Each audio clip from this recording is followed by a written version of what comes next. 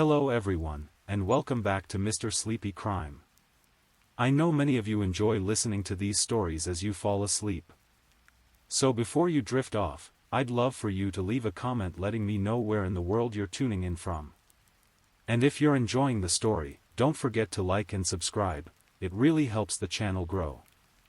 Alright, before we begin, please get comfortable, dim the lights, and let's dive into tonight's first story. Tonight, we're traveling to Atlanta, Georgia, in the fall of 2019, to a story that begins with friendship, ambition, and the promise of a bright future, but ends in betrayal so profound it shattered not just one life, but an entire community's sense of trust. This is the story of Alexis Crawford, a 21-year-old senior at Clark Atlanta University, whose dreams of graduation and a successful career were cut short not by a stranger in the night, but by the very person she trusted most in the world, her roommate and best friend. Before we begin, I want you to settle in comfortably. This story, while tragic, will be told in a way that honors Alexis's memory while providing the gentle narrative you're seeking as you prepare for rest. The details are presented factually but sensitively, allowing you to process this real-life tragedy at your own pace. Our story begins in the vibrant city of Atlanta, where historically black colleges and universities create a unique tapestry of academic excellence and cultural pride. Clark Atlanta University, founded in 1988, stands as one of these prestigious institutions, where young minds come to pursue their dreams and forge lifelong friendships. In the fall of 2019, Alexis Crawford was living that dream. A senior majoring in business administration, she had her sights set on graduation and a promising career ahead. Like many college students, she shared an off-campus apartment with her roommate, someone she considered not just a friend, but a sister. This person was Jordan Jones, also 21, also a senior at Clark Atlanta University. From the outside looking in, Alexis and Jordan appeared to have the perfect college friendship. They attended the same university, shared the same living space, and seemed to navigate the challenges of senior year together. Their social media posts showed two young women enjoying their college experience, attending events, and supporting each other through the ups and downs of academic life.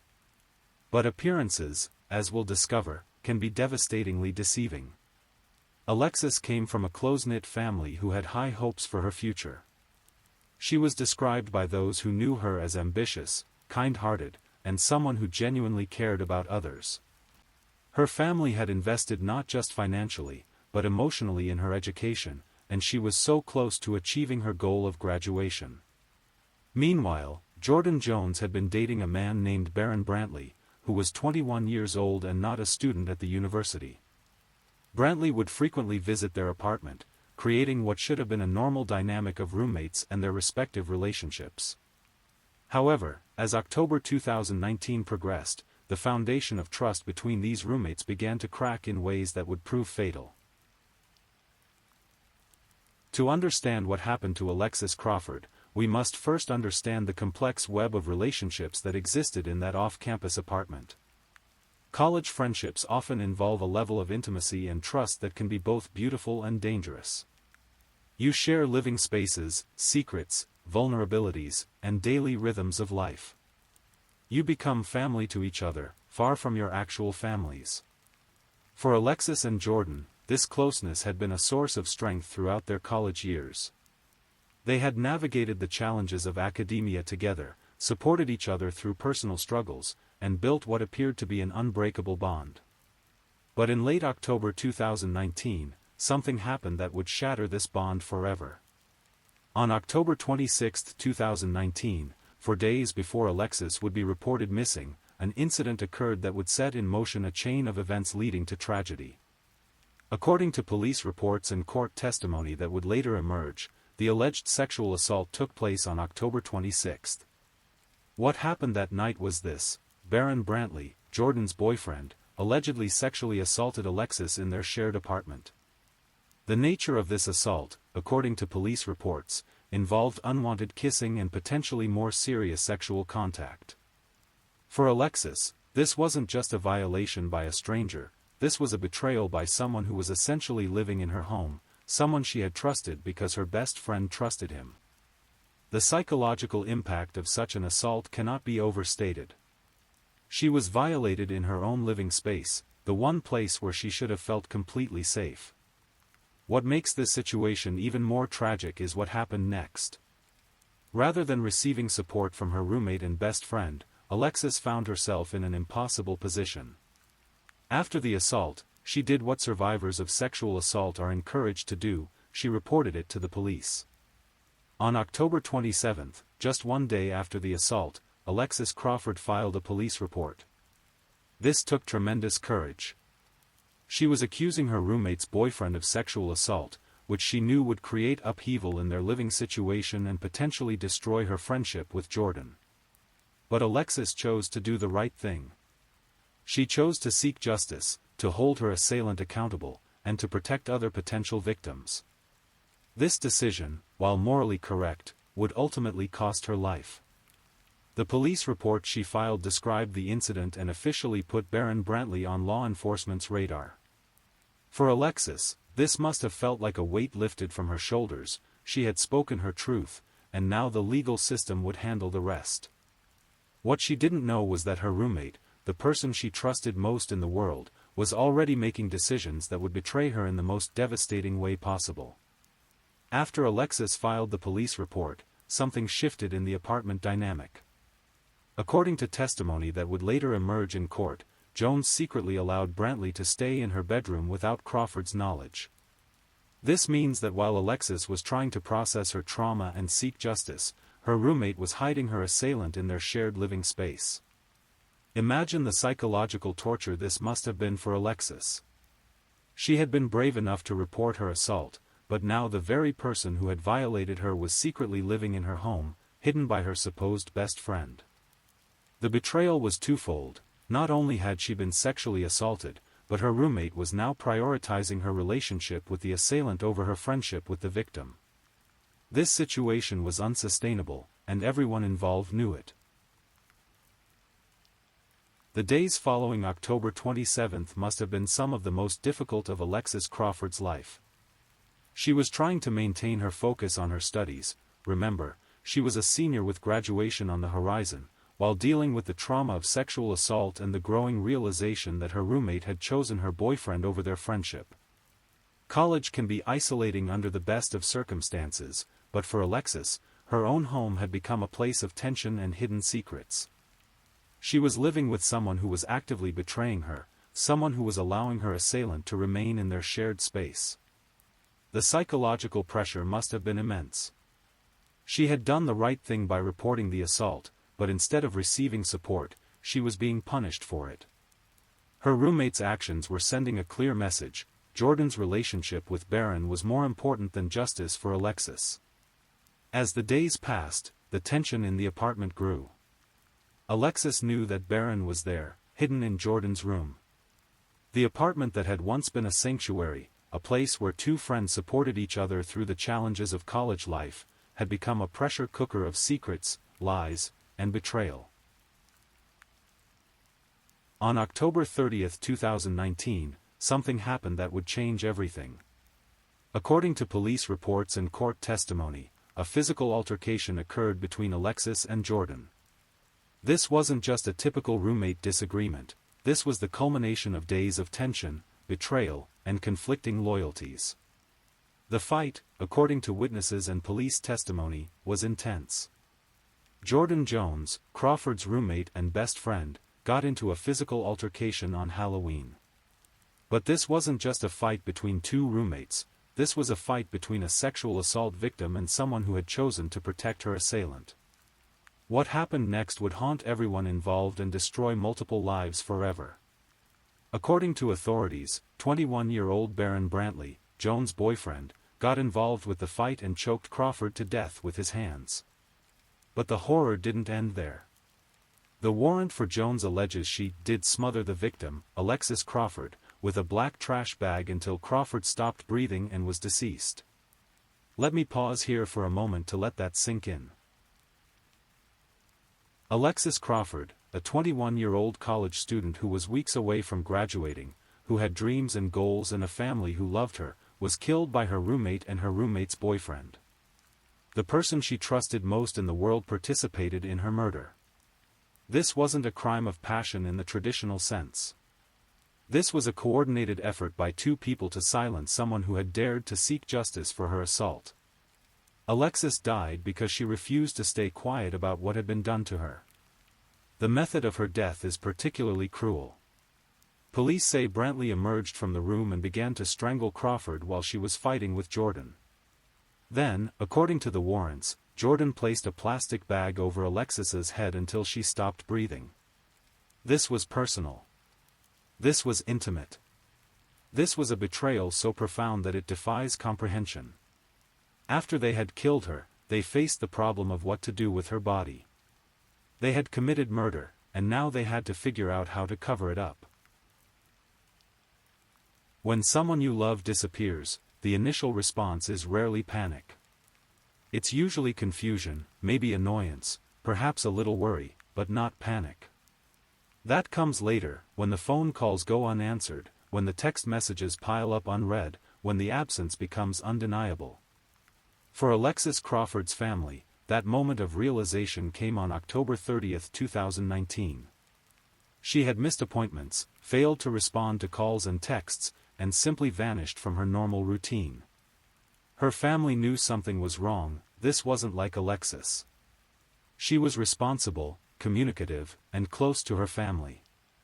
So they did what any concerned family would do: they contacted the police and reported her missing. What they didn't know was that their daughter was already dead, and the person they would naturally turn to for information, her roommate and best friend, was one of the people responsible for her death.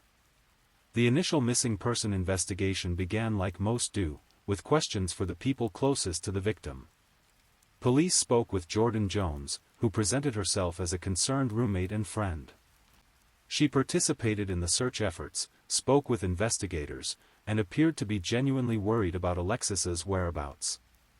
This is one of the most chilling aspects of this case, the performance of innocence by someone who knew exactly what had happened to the missing person. Jordan Jones looked Alexis's family in the eye and pretended to be concerned about her welfare, all while knowing that she had participated in her murder. The search for Alexis Crawford became a community effort. Clark Atlanta University, the local community, and law enforcement all mobilized to find the missing student. Flyers were posted, social media campaigns were launched, and search parties were organized. The university community rallied around one of their own, determined to bring her home safely. But while the community searched, the real perpetrators were dealing with the aftermath of their crime. They had to maintain the facade of innocence while law enforcement closed in on them. The investigation moved quickly. Within days of the missing person report, police had identified inconsistencies in the stories they were being told. They had discovered the sexual assault report that Alexis had filed just days before her disappearance. They had begun to piece together the timeline of events that led to her vanishing. The pressure on Jordan Jones and Baron Brantley began to mount. They were being questioned repeatedly, their stories were being scrutinized, and law enforcement was becoming increasingly suspicious. On November 8, 2019, just over a week after Alexis had been reported missing, the case took a dramatic turn. According to police reports, Jones led them to Crawford's remains after an intense search that lasted for days. The location where Alexis's body was found tells its own story of callousness and disregard for human life. Crawford's body was found in a DeKalb County park along Columbia Drive. This wasn't a remote location or a place where someone might accidentally discover remains. This was a deliberate dumping ground, chosen because it was isolated enough to hide evidence but accessible enough for the perpetrators to reach. The discovery of Alexis's body marked the end of the search but the beginning of a murder investigation. The medical examiner would confirm what investigators already suspected: this was a homicide, and the victim was Alexis Crawford. The cause of death was consistent with what Baron Brantley had told investigators during questioning. Brantley told police he choked Crawford on October 31 after she got into a fight with his girlfriend, Jordan Jones. But the full extent of what had happened to Alexis was even more horrific than initially believed. The arrest of Jordan Jones and Baron Brantley came swiftly once Alexis's body was discovered. Days later, police charged Crawford's friend and roommate, Jordan Jones, and Brantley, who was Jones' boyfriend, with the woman's murder. But arrests are just the beginning of the legal process. The real work of building a case against the perpetrators was just starting, and what investigators discovered would reveal the full scope of the betrayal and violence that led to Alexis Crawford's death. During questioning, both defendants initially tried to maintain their innocence. But as evidence mounted and the pressure increased, cracks began to appear in their stories. Authorities said Brantley admitted those details during an interview on November 8, the same day Alexis's body was discovered. Brantley's confession provided investigators with crucial details about what had happened in that apartment on October 31. According to his statement, the fight between Alexis and Jordan had escalated to the point where he felt compelled to intervene. But his intervention was actually murder. The confession revealed the calculated nature of the crime. This wasn't a momentary lapse in judgment or a single act of violence. This was a coordinated effort by two people to silence someone who had threatened their relationship by seeking justice for her assault. The details that emerged from the investigation painted a picture of a crime that was both intimate and brutal. A detective testified to the callousness of the murder, revealing details which included Brantley allegedly strangling Crawford while Jones allegedly held a plastic bag over her head. This revelation is particularly disturbing because it shows the level of coordination between the two defendants. This wasn't a situation where one person committed murder while the other watched in horror. This was a joint effort, with both participants playing active roles in ending Alexis's life. The betrayal by Jordan Jones cannot be overstated. She had lived with Alexis for years, shared her hopes and dreams, supported her through difficult times, and built what appeared to be an unbreakable bond. But when forced to choose between her friendship with Alexis and her relationship with Barron, she chose Barron, and then participated in murdering her friend. As the legal proceedings moved forward, more details emerged about the relationship dynamics that had led to this tragedy. The sexual assault report that Alexis had filed became a crucial piece of evidence, establishing motive and timeline. The fact that Jordan had been secretly harboring her boyfriend in their apartment after the assault demonstrated her complicity in the events that followed. The case against both defendants was strong, but the legal system moves slowly, and the families of victims often have to wait years for justice. This case would prove to be no exception. Bond hearings revealed the prosecution's confidence in their case. Jordan Jones was denied bond, with the court determining that she posed a flight risk and a danger to the community. The judge's decision reflected the seriousness of the charges and the strength of the evidence against her. For Barron Brantley, the legal process would be even more complex. His confession, while providing crucial details about the crime, would later become a point of contention in the legal proceedings. Defense attorneys would argue about the admissibility of statements made during interrogation, leading to lengthy pretrial motions and delays. The families of all involved were left to grapple with the aftermath of this tragedy. Alexis's family had lost a daughter and sister, someone they had invested their hopes and dreams in, someone who was just weeks away from achieving her goal of graduation. They had to navigate not only their grief but also the complex legal proceedings that would determine whether justice would be served. The legal proceedings in the Alexis Crawford case would prove to be as complex and drawn out as the crime itself was swift and brutal. What began as a straightforward murder case with confessions and clear evidence would become entangled in procedural issues, appeals, and legal maneuvering that would delay justice for years. One of the first complications arose around Barron Brantley's confession. While his statements to police had provided crucial details about the crime, his defense attorneys later argued that the confession should be excluded from trial. The legal battle over this confession would wind its way through the court system, eventually reaching the Georgia Supreme Court.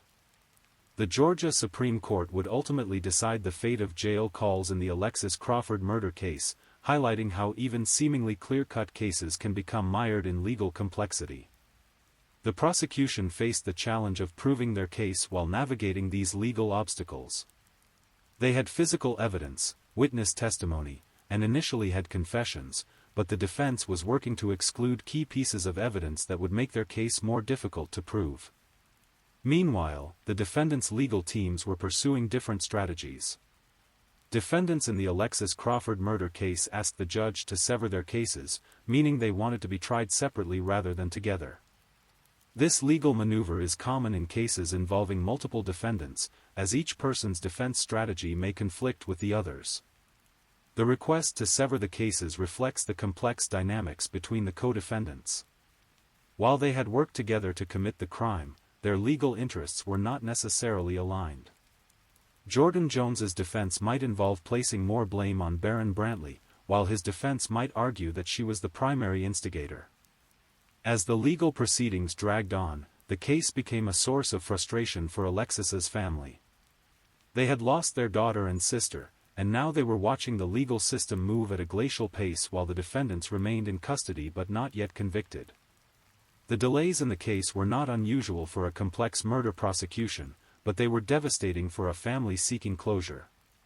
Each postponement, each legal motion, each appeal represented another delay in achieving justice for Alexis. The murder case in the 2019 killing of Clark Atlanta University student Alexis Crawford is now roughly 3.5 years old, and continues to wind slowly through the judicial system.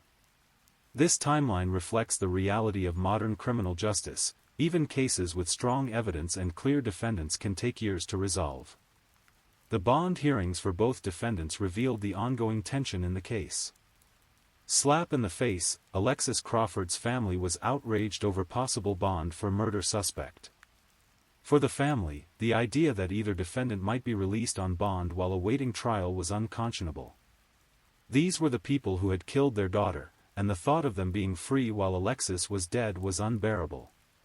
The family's outrage reflects a common sentiment among victims' families, that the legal system prioritizes the rights of defendants over the suffering of victims and their families. While the presumption of innocence is a fundamental principle of American justice, it can feel like a cruel joke to families who know their loved one was murdered by specific individuals. As the case continued to wind through the legal system, it became clear that this would not be a quick resolution. The complexity of the evidence, the multiple defendants, and the various legal challenges would ensure that justice, if it came at all, would be delayed for years. The case also highlighted broader issues about campus safety, the reporting of sexual assault, and the protection of victims who come forward. Alexis Crawford had done everything right. She had reported her assault to police, sought justice through proper channels, and trusted the system to protect her. Instead, she was killed for her courage in speaking out. As we reach the end of this tragic story, it's important to remember that behind all the legal proceedings, evidence, and court battles was a real person whose life was cut short by those she trusted most. Alexis Crawford was 21 years old, a senior at Clark Atlanta University, with dreams of graduation and a bright future ahead of her. She was someone's daughter, sister, and friend. She had ambitions, goals, and hopes for her life that would never be fulfilled. Her story is particularly tragic because she died for doing the right thing. She reported her sexual assault to police, sought justice through proper channels, and trusted that the system would protect her. Instead, she was killed by her roommate and her roommate's boyfriend, the very people who should have supported her in her time of need. The betrayal by Jordan Jones adds another layer of tragedy to this case. This wasn't just a murder, it was the destruction of a friendship, the violation of trust, and the ultimate betrayal of someone who had considered her a sister. As of the time of this recording, the legal proceedings in this case continue to move through the court system. Both defendants remain in custody, but the final resolution of their cases is still pending. The delays and legal challenges have extended the suffering of Alexis's family, who continue to wait for justice. This case serves as a reminder of the importance of supporting survivors of sexual assault and the deadly consequences that can result when victims are silenced or betrayed by those they trust. Alexis Crawford's courage in reporting her assault should be honored, and her death should serve as a call to action for better protection of victims who come forward. Her memory lives on in the hearts of those who loved her, and her story serves as a reminder that behind every true crime case is a real person whose life had value and meaning. Alexis Crawford deserved better than the fate that befell her, and her story deserves to be told with the dignity and respect that her life commanded. As you prepare for sleep tonight, remember Alexis Crawford not just as a victim of a horrible crime, but as a young woman who showed courage in the face of adversity and who paid the ultimate price for seeking justice. Her story is a tragedy, but it's also a testament to the importance of speaking truth to power, even when that truth comes at a terrible cost. Please, if you're new here, welcome to our channel where we explore true crime stories in a calm, respectful manner. Also, I want to use this opportunity to appreciate my amazing subscribers who've been rocking with me. Please, if you're still awake and listening, don't forget to comment where you're listening from and the current time in your corner of the world. Also, be sure to like this video and subscribe if you haven't already, so you don't miss our next true crime stories for sleep. Now, let's move on to our second story. Story 2. Tonight, we're going to explore a heartbreaking case that shook the Atlanta metropolitan area in 2017. This is the story of Silling Man, a 19-year-old Georgia State University student whose life was cut tragically short by someone she trusted most. As we delve into this case, we'll explore the circumstances that led to her disappearance, the investigation that followed, and the eventual discovery that would bring both answers and heartbreak to her family. Let's begin with Silling's life before everything changed. Silling A. Man was born into a Cambodian-American family in Lawrenceville, Georgia, a diverse suburb northeast of Atlanta. At 19 years old, she embodied the hopes and dreams of many first-generation Americans. Her family had worked hard to provide opportunities that previous generations could only dream of, and Silling was determined to make the most of them. Standing at the threshold of her adult life, Silling had enrolled at Georgia State University in downtown Atlanta, where she was pursuing a degree in psychology. This choice reflected her compassionate nature and her desire to understand and help others. Those who knew her described her as bright, determined, and someone who genuinely cared about people's well-being. Georgia State University, located in the heart of Atlanta, was the perfect fit for Silling's ambitions. The university's diverse student body and urban setting provided the kind of environment where she could thrive. As a sophomore, she was settling into her studies, making friends, and beginning to envision her future career helping others through psychology. But like many college students, Silling was also navigating the complex world of relationships. In the months leading up to her disappearance, she had become involved with a young man named Emmett Davis Jr., who was 21 years old. Their relationship would prove to be the most dangerous decision of her young life. Davis, unlike Silling, was not focused on education or building a positive future. He had a different lifestyle, one that would gradually pull Silling away from her family, her studies, and ultimately, her safety. The contrast between their backgrounds and goals would become increasingly apparent as their relationship developed. Silling's family watched with growing concern as their daughter became more distant. The vibrant, goal-oriented young woman they knew was slowly changing. She was spending less time at home, missing family gatherings, and when she was present, she seemed different somehow. Her family couldn't quite put their finger on what was wrong, but they sensed that something was amiss.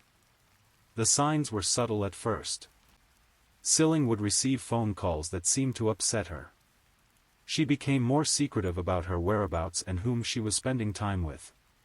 Her academic performance, once stellar, began to suffer. Friends at the university noticed that she seemed more withdrawn and anxious than before. What her family and friends didn't fully understand at the time was that Silling was becoming trapped in what experts recognize as a pattern of domestic abuse.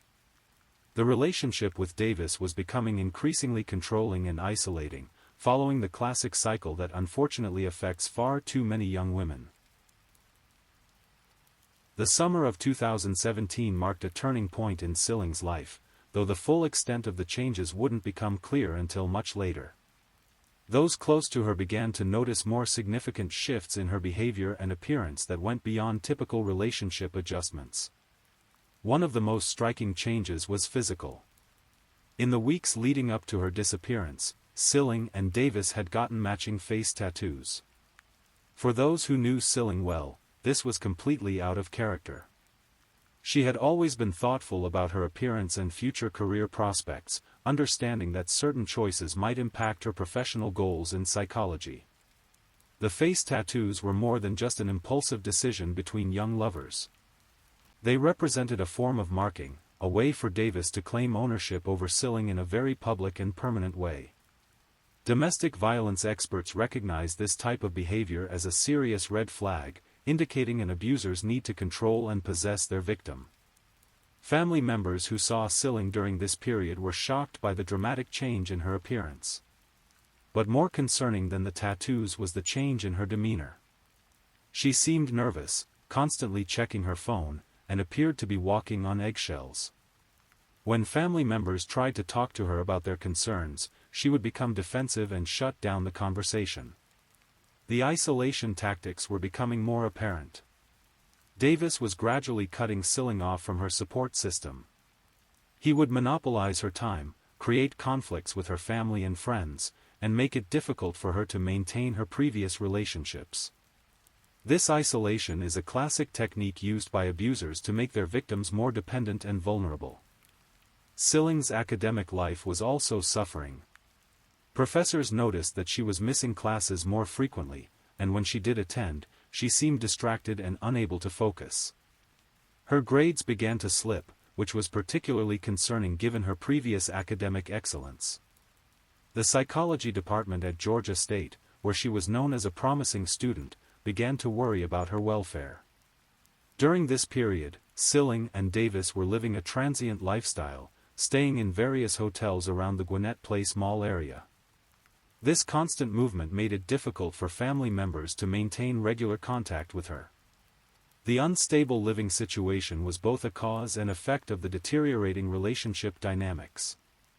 The financial aspects of their relationship were also troubling. Davis had little to no legitimate income, and there were concerns about how they were funding their hotel stays and daily expenses. This financial instability added another layer of stress to an already volatile situation. Friends who had known Silling since high school tried to reach out, but their attempts were often met with resistance or were intercepted by Davis. The young woman who had once been social and outgoing was becoming increasingly isolated from everyone who cared about her. The psychological manipulation was intensifying. Davis was skilled at alternating between moments of apparent affection and periods of control and intimidation. This pattern, known as the cycle of abuse, kept Silling confused and hopeful that things would improve, while simultaneously wearing down her self-esteem and independence. October 8, 2017, marked the beginning of what would become the most tragic chapter of Silling's life. On this date, her family made the difficult decision to file a missing person report with the Gwinnett County Police Department. Silling had been out of contact for several days, which was highly unusual for her, despite the recent changes in her behavior. The family's decision to involve law enforcement wasn't taken lightly. They had tried repeatedly to reach her through phone calls, text messages, and social media, but all their attempts went unanswered. The silence was deafening and completely out of character, even considering the recent distance in their relationship. When the police took the missing person report, they gathered all the relevant information about Silling's recent activities, her relationship with Davis, and the circumstances surrounding her disappearance. The family provided photographs, described her last known whereabouts, and shared their concerns about her relationship. The investigating officers began their standard procedures for a missing adult case. They attempted to trace her last known movements, checked with hospitals and local law enforcement agencies, and began building a timeline of her activities. The case was assigned to a detective who specialized in missing persons investigations. However, just 2 days later, on October 10, 2017, the family received the news they had been desperately hoping for. Silling had returned home. She appeared to be physically unharmed, though she was clearly distressed and reluctant to discuss where she had been or what had happened during her absence. The relief her family felt was overwhelming, but it was also mixed with confusion and concern. Silling's explanations about her whereabouts were vague and inconsistent. She seemed anxious and kept checking her phone constantly, as if she was expecting someone to contact her or was afraid of missing an important message. True to protocol, the Gwinnett County Police Department removed Silling from their missing persons database on October 10, 2017. The case was officially closed, with the notation that the missing person had returned home safely. From a law enforcement perspective, the matter was resolved. But the family's relief was short-lived. Within hours of her return, it became clear that Silling had no intention of staying home permanently. She was agitated, pacing around the house, and seemed to be planning her next move. Her family tried to talk to her, to understand what had happened and why she felt the need to leave again. Silling's behavior during this brief return home was deeply concerning. She appeared to be struggling with some kind of internal conflict, as if she was torn between staying with her family and leaving again. At times, she seemed like her old self, but these moments were fleeting and quickly replaced by anxiety and restlessness. The family's attempts to keep her home were met with resistance. Silling insisted that she had to go, that she had commitments and obligations that required her to leave. When pressed for details, she became defensive and evasive. The young woman who had once been open and communicative with her family was now a stranger. Despite their best efforts to convince her to stay, Silling left home again shortly after her return. This time, however, the family made a decision that would later haunt them. They chose not to file another missing person report immediately. Perhaps they thought she would return again, or maybe they felt that the police wouldn't take another report seriously so soon after the first one. This decision was understandable from a family perspective.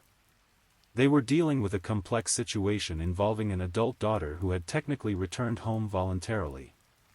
The legal framework around missing adults can be complicated, especially when the person has a history of leaving and returning. The weeks following Silling's second departure from home were marked by an increasingly desperate search for answers.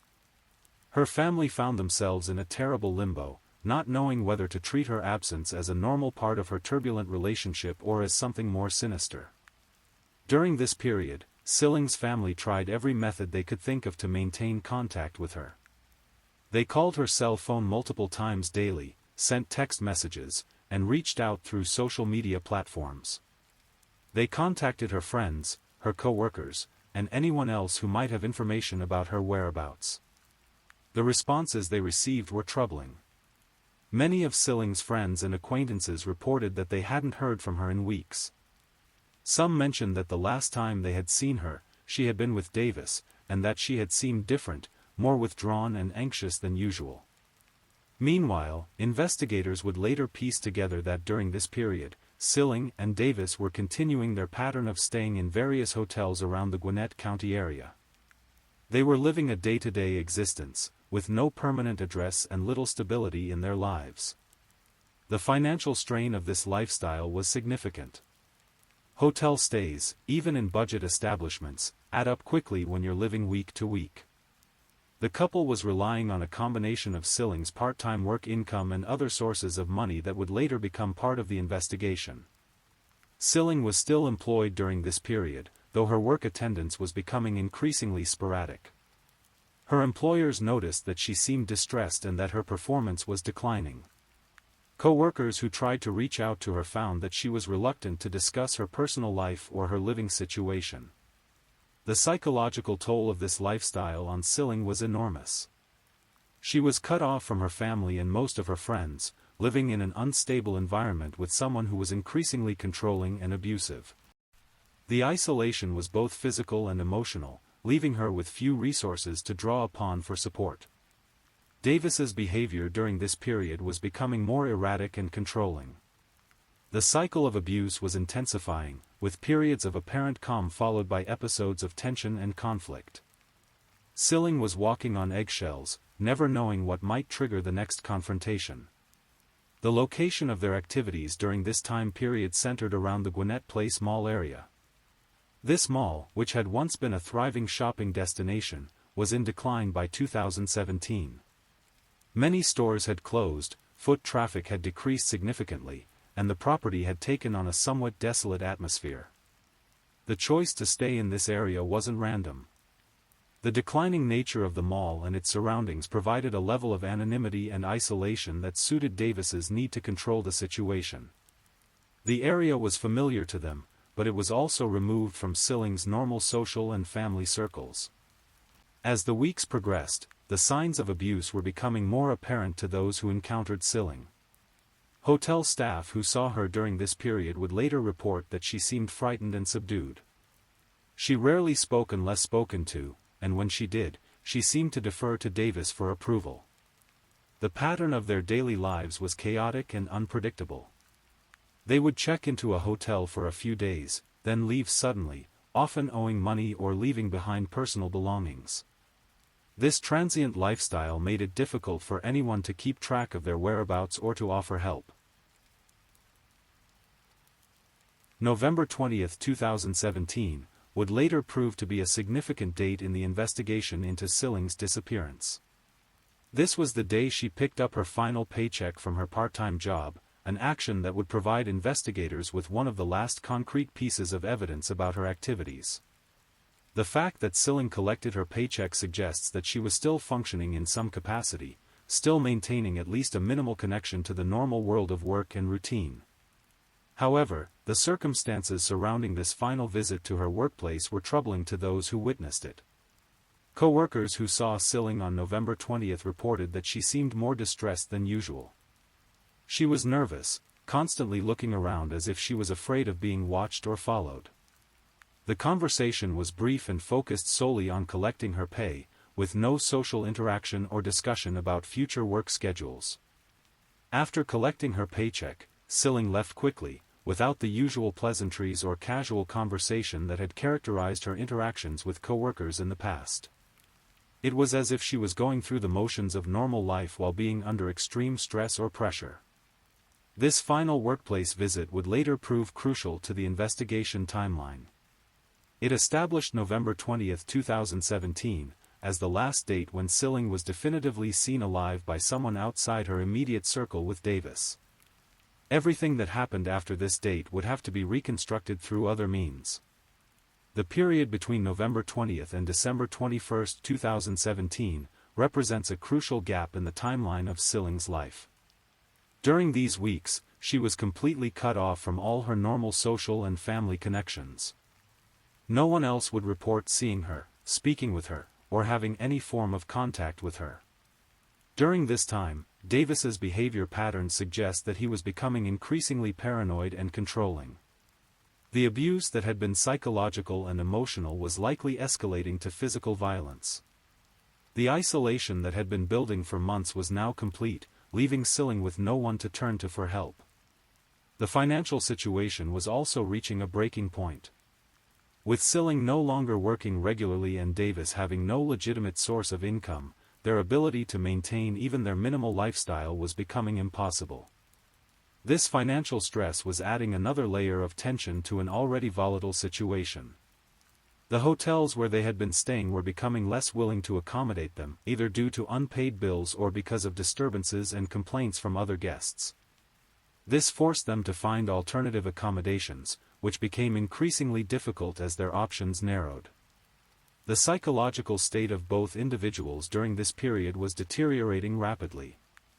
Silling was likely experiencing the trauma and terror of being completely trapped in an abusive relationship with no apparent way out.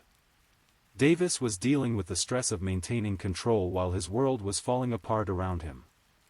The physical evidence that would later be discovered suggests that the final weeks of Silling's life were marked by increasing violence and terror. The extent of the abuse she endured during this period would only become clear through the forensic investigation that followed the discovery of her body. December 21, 2017, began as a routine day for the maintenance worker at Gwinnett Place Mall. The sprawling shopping center, which had once been a bustling hub of retail activity, was now a shadow of its former self. Many stores had closed, and the few remaining businesses struggled to maintain viability in the increasingly empty corridors. The maintenance worker was making his rounds through the vacant spaces, checking on the various empty storefronts that dotted the mall. These abandoned retail spaces required periodic inspection to ensure they remained secure and that no unauthorized individuals had gained access to them. One of these vacant spaces was a former Subway restaurant location in the food court area. The sandwich shop had closed months earlier, leaving behind an empty shell of what had once been a busy dining establishment. The space was scheduled for eventual renovation or re-leasing, but for now, it remained empty and locked. As the maintenance worker approached the vacant Subway location, he noticed that something was different about the space. There was an unusual odor emanating from the area, and the door, which should have been securely locked, appeared to have been tampered with. His years of experience maintaining the property told him that something was seriously wrong. When he entered the vacant restaurant space, he was confronted with a scene that would haunt him for the rest of his life.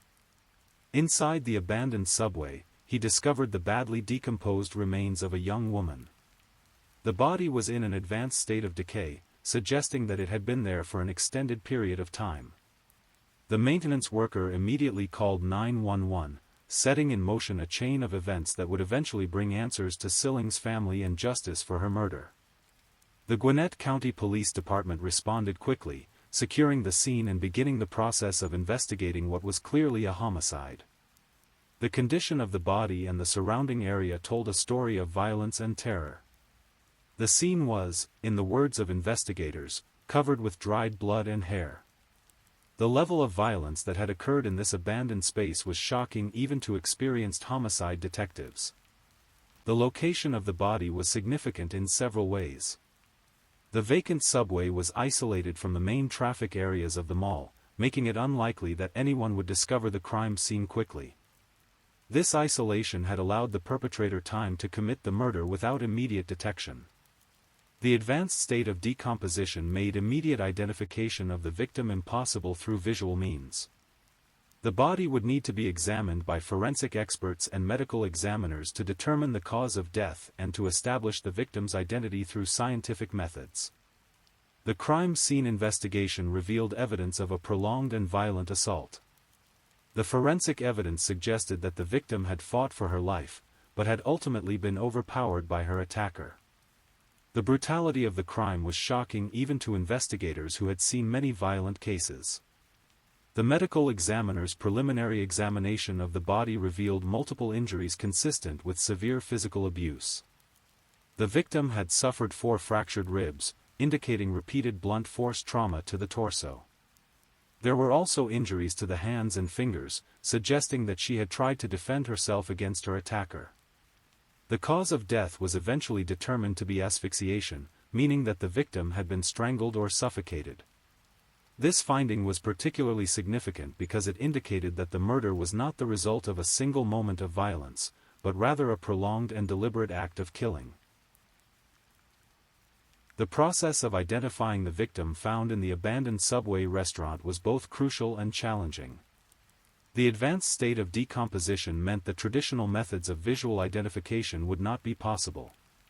Forensic experts would need to rely on scientific methods to determine who this young woman was. The Gwinnett County Police Department began by comparing the physical characteristics of the victim with their database of missing persons reports. The height, approximate age, and other physical features were consistent with several individuals who had been reported missing in the area over the past few months. Dental records proved to be one of the most reliable methods of identification. The victim's dental work was compared with dental records from various missing persons cases, and investigators began to narrow down the possibilities. The process was meticulous and time-consuming, but it was essential for confirming the victim's identity. When the dental records were matched with those of Silling Man, the identification was confirmed. The young woman who had been found in the abandoned restaurant was indeed the 19-year-old Georgia State University student who had been missing since October. The news would devastate her family and shock the community. The notification of Silling's family was one of the most difficult aspects of the investigation. After weeks of uncertainty and hope, they were finally given the answer they had been dreading. Their daughter, sister, and beloved family member had been murdered and left in an abandoned mall restaurant. The public identification of Silling as the victim brought renewed attention to the case. Local media outlets began reporting on the story, and the Georgia State University community was shocked to learn that one of their students had been murdered. The case quickly became a priority for law enforcement. The identification also allowed investigators to begin focusing their investigation on the people who had been in Silling's life during the months leading up to her disappearance. Her relationship with Emmett Davis immediately became a central focus of the investigation. Investigators began reconstructing the timeline of Silling's final weeks, using the November 20th paycheck collection as a starting point. They worked backward and forward from that date, trying to establish when she had last been seen alive and when the murder might have occurred. The condition of the body and the crime scene suggested that Silling had been dead for approximately 2 weeks before her body was discovered.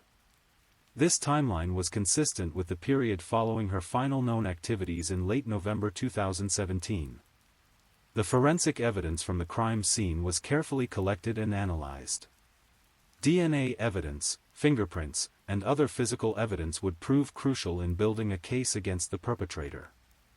The investigation was becoming increasingly focused on Davis as the primary suspect. The news of Silling's murder sent shockwaves through the various communities she had been part of. Her family was devastated, her friends were heartbroken, and her professors and classmates at Georgia State University were struggling to comprehend how someone so young and full of promise could have met such a violent end. The investigation also revealed the extent to which Silling had been isolated from her support systems in the months leading up to her murder.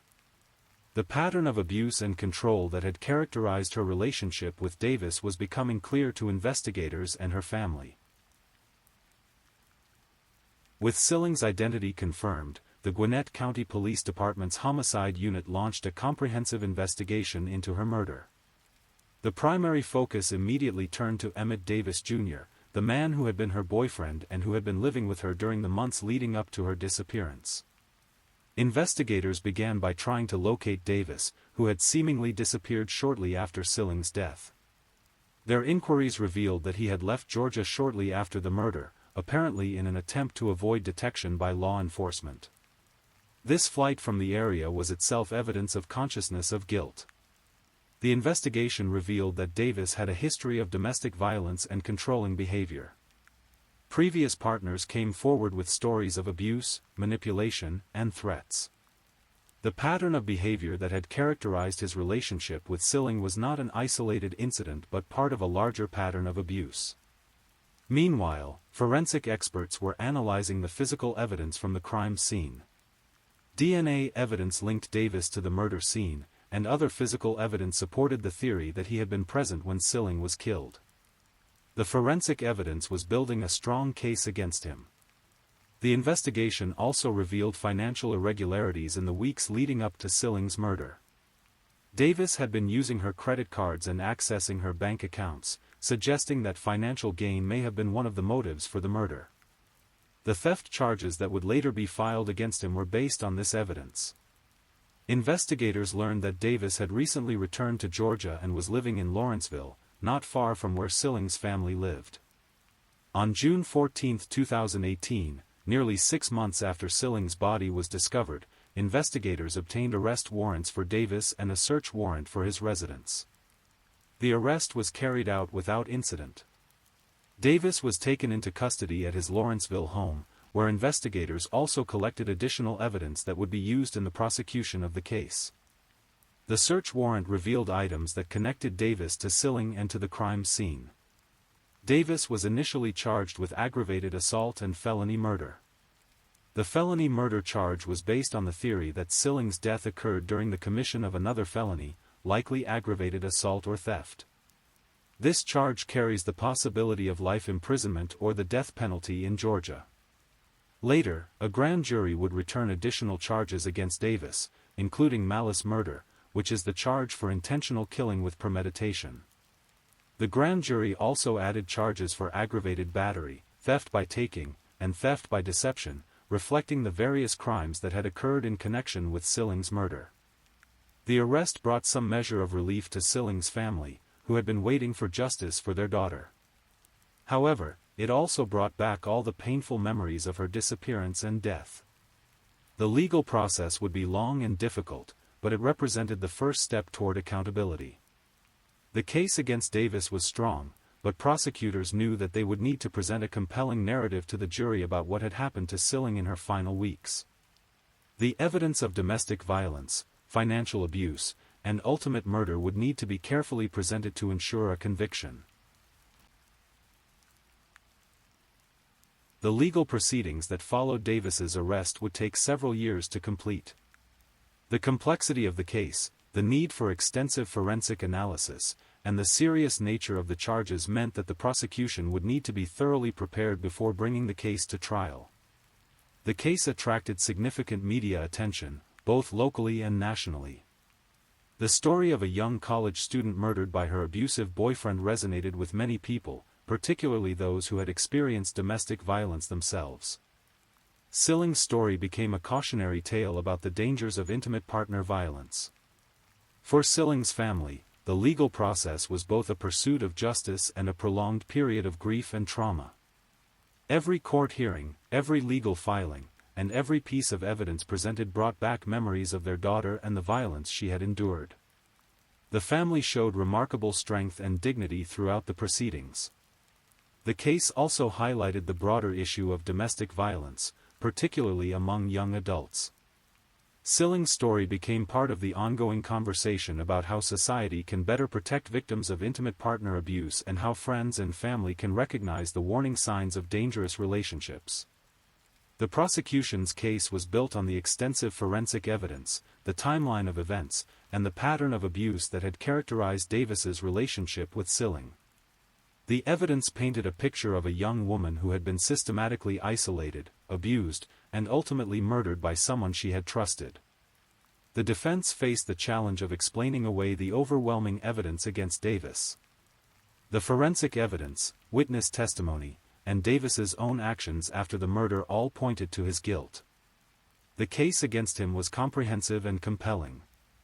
As we conclude this story, it's important to remember that Silling Man was more than just a victim of violence. She was a young woman with dreams, aspirations, and a future that was cut short by domestic violence. Her story serves as a reminder of the importance of recognizing the warning signs of abuse and supporting those who may be trapped in dangerous relationships. The tragedy of Silling's murder is compounded by the fact that it was preventable. If she had been able to get help, if the warning signs had been recognized and acted upon, she might still be alive today. Her death serves as a call to action for all of us to be more vigilant about protecting those who may be vulnerable to domestic violence. Tonight, as you drift off to sleep, remember Silling Man not just as a victim, but as a young woman who deserved to live, to graduate from college, to pursue her dreams of helping others through psychology, and to experience all the joys that life had to offer. Her memory lives on in the hearts of those who loved her and in the lessons we can learn from her tragic story. Please, if you're enjoying this stories, don't forget to comment where you're listening from and the current time in your corner of the world. Also, be sure to like this video and subscribe if you haven't already, so you don't miss our next true crime stories for sleep. Now, let's move on to our third story. Story 3. In the quiet suburbs of Augusta, Georgia, where Spanish moss drapes ancient oak trees and the Savannah River winds its way through the heart of the city, April 17, 2017, should have been a day of celebration. It was meant to be the sweet 16th birthday of Latanya Janelle Carwell, a bright young woman with dreams as vast as the Georgia sky above her. But as the sun set on that spring evening, what should have been birthday cake and candles became the beginning of a mystery that would grip the entire community and reveal dark secrets hidden within the walls of what appeared to be an ordinary American family. Tonight, we delve into the haunting disappearance and tragic murder of Janelle Carwell, a case that spans nearly a decade of investigation, legal battles, and a community's desperate search for answers. This is a story about trust betrayed, innocence lost, and the length some will go to conceal the truth. Latanya Janelle Carwell was born on April 17, 2001, in Palestine, Texas, under the warm Texas sun that would later seem so far from the Georgian soil where her story would end. Though born in the Lone Star State, Janelle's childhood was rooted in Augusta, Georgia, where she grew up surrounded by the rolling hills and historic charm of the Garden City of the South. At T.W. Josie High School, Janelle was known as a typical teenager navigating the complex world of adolescence. She carried herself with the quiet confidence of someone who had learned early that life wasn't always easy, but that dreams were worth holding on to. Her friends remember her laugh, infectious and genuine, the kind that could light up a room even on the darkest days. The family dynamics in the Carwell household were complex, as they often are in blended families across America. Janelle's mother, Tanya, had found love again with Leon Tripp, a man who would become Janelle's stepfather and, according to those who knew them, seemed to care for the girl as his own. To the outside world, they appeared to be a typical American family, dealing with the usual challenges of raising a teenager in the modern world. But beneath the surface of this seemingly normal household, tensions were building like storm clouds on the horizon. Money troubles, family disagreements, and the natural friction that comes with blending families had created an atmosphere that was growing increasingly unstable. Still, no one could have predicted what was about to unfold.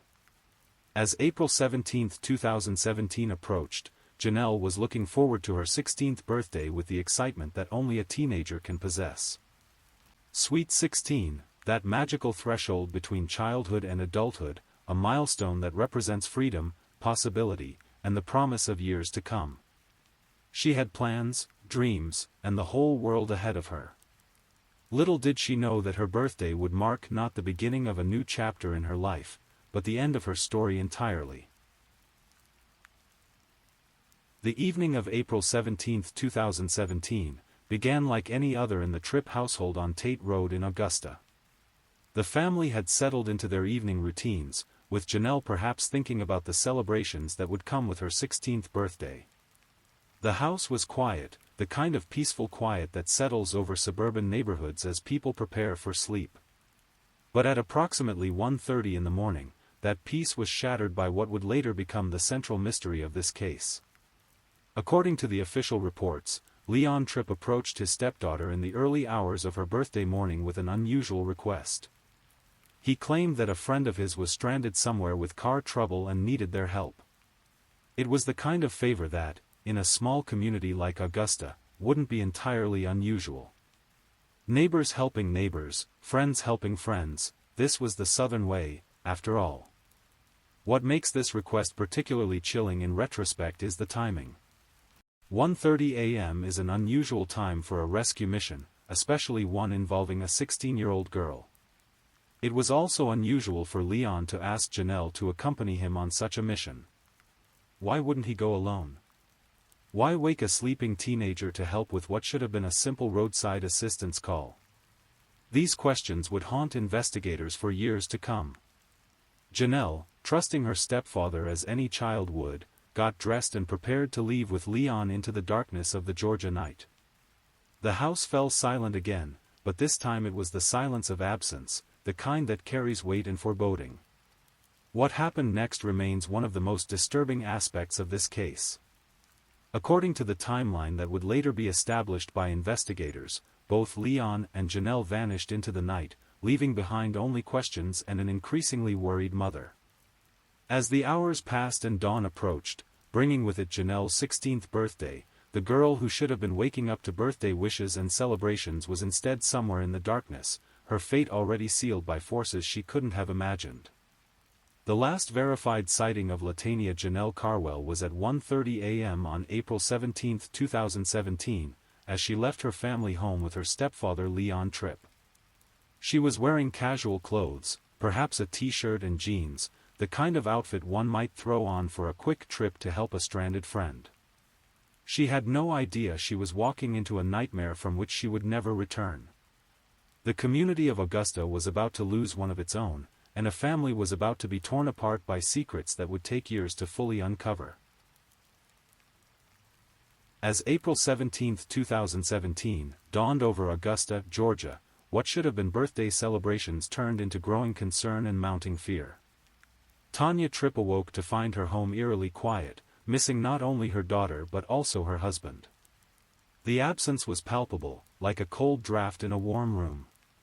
The hours that followed would establish a pattern of behavior that would later become crucial to the investigation. Tanya's actions on that morning, her calls to law enforcement, and her public statements would all come under intense scrutiny as the case developed. It was Tanya who first reported both her husband and daughter missing. To the outside world, she appeared to be a frantic mother, worried about her family's safety. She told authorities that Leon had mentioned helping a friend with car trouble, but as the hours stretched into the day, her concern grew. Where were they? Why hadn't they returned? Why wasn't anyone answering their phones? The Richmond County Sheriff's Office responded to Tanya's report with the professionalism and urgency that missing person cases demand. In their initial assessment, they were dealing with what appeared to be a straightforward situation. A man and his stepdaughter had gone to help a friend and hadn't returned. While concerning, it wasn't initially treated as a criminal matter. However, as investigators began to dig deeper into the circumstances surrounding the disappearance, inconsistencies began to emerge. The friend who supposedly needed help with car trouble couldn't be identified.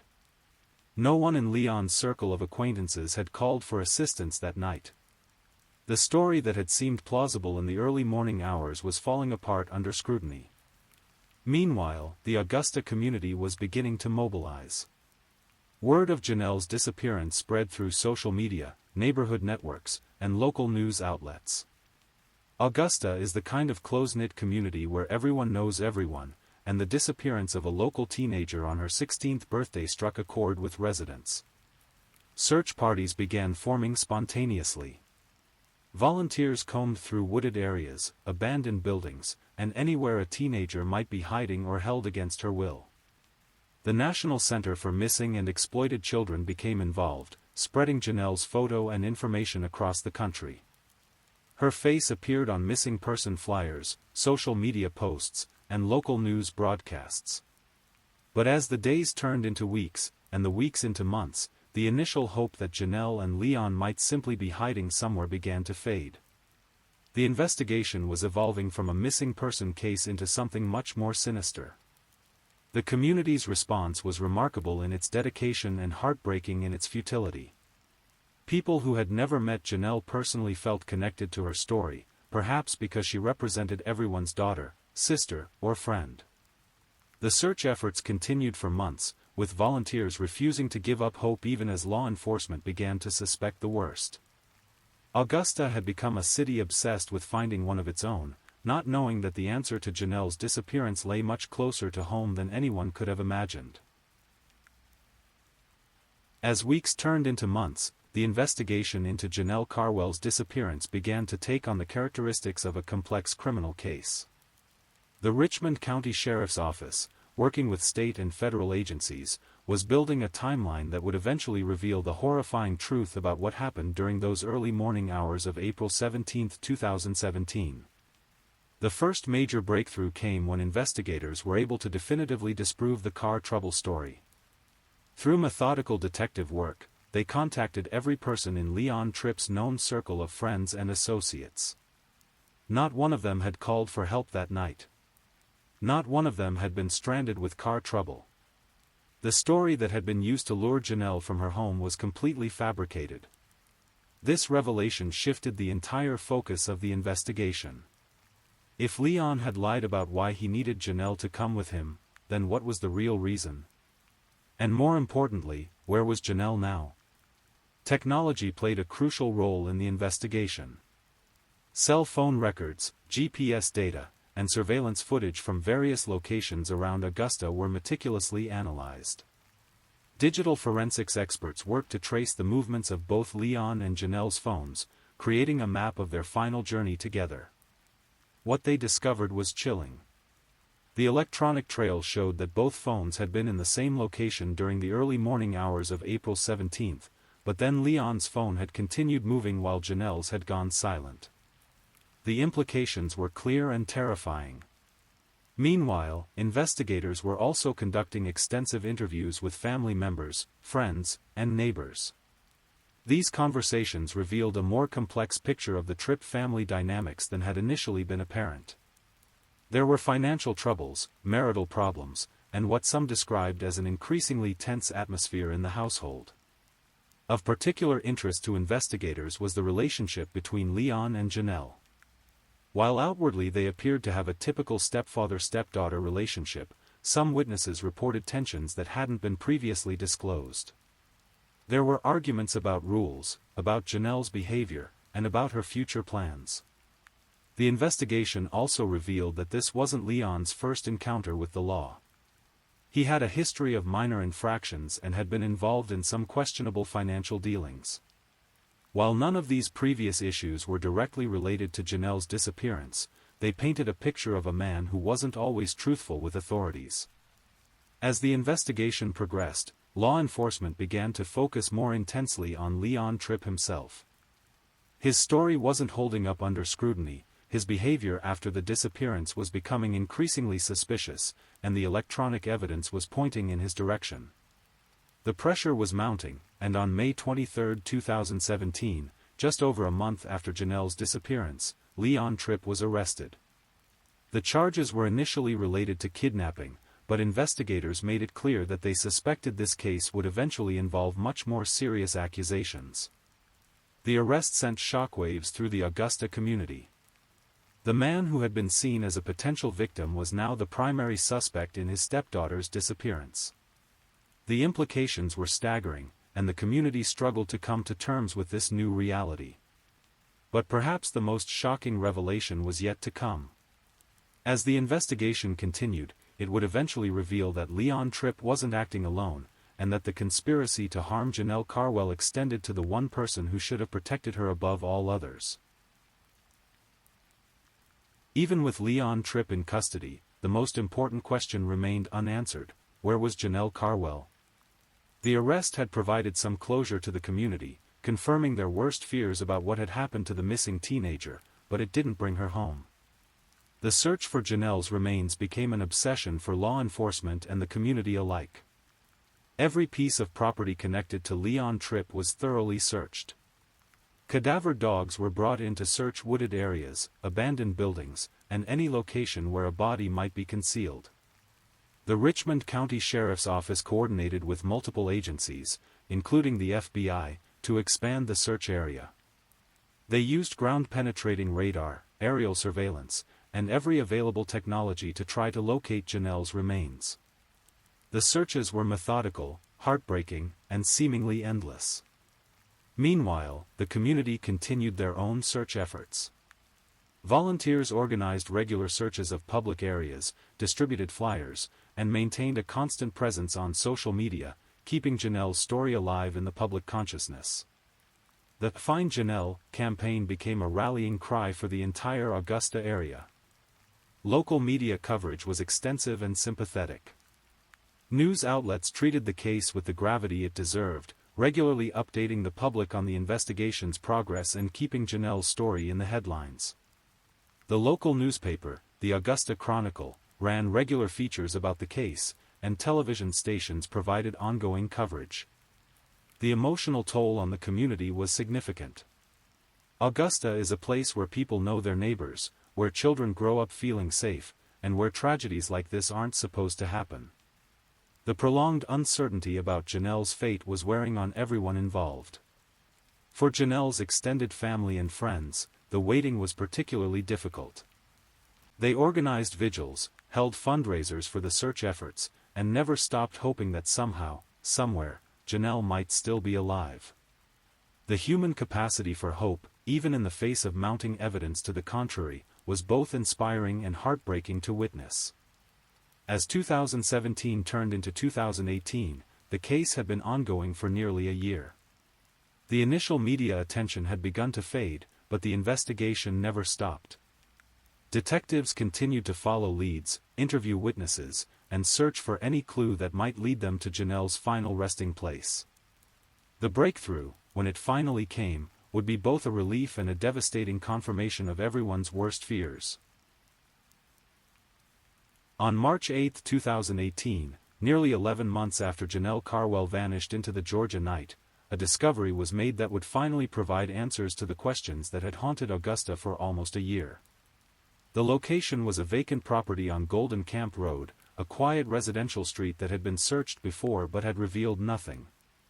It was the kind of neighborhood where families raised their children, where Saturday afternoons were spent mowing lawns and washing cars, where life moved at the gentle pace of suburban America. But on this particular Thursday morning, the peace of Golden Camp Road was shattered by a discovery that would make headlines across the state of Georgia and beyond. Skeletal remains were found in the backyard of the vacant residence, buried in what investigators would later describe as a shallow grave. The location was concealed but not particularly well hidden, suggesting that whoever had buried the remains had been working quickly, perhaps under pressure or in darkness. The discovery was made by investigators who had been methodically researching areas that had previously been examined. It was the kind of painstaking police work that often goes unnoticed by the public but is crucial to solving complex cases. Every inch of ground was carefully examined, every potential clue preserved and analyzed. When the remains were discovered, the scene was immediately secured and treated as a crime scene. The Richmond County Sheriff's Office called in specialists from the Georgia Bureau of Investigation, and the area was cordoned off with yellow tape that fluttered in the Georgia breeze like a grim banner. The process of recovering the remains was meticulous and respectful. Forensic anthropologists worked carefully to excavate the burial site, documenting every detail and preserving any evidence that might be relevant to the case. It was delicate work, requiring both scientific expertise and human compassion.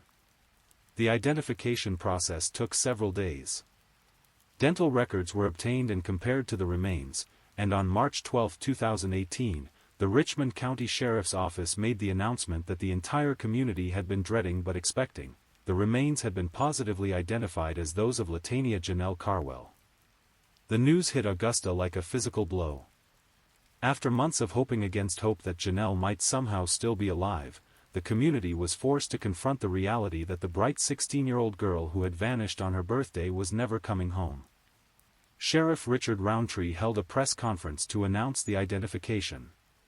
His words were carefully chosen, respectful of the family's grief and the community's pain.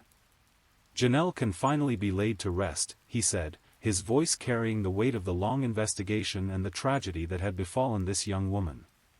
The location of the burial site raised new questions about the crime. Golden Camp Road was not particularly close to the Tripp family home, suggesting that considerable planning had gone into the disposal of Janelle's remains.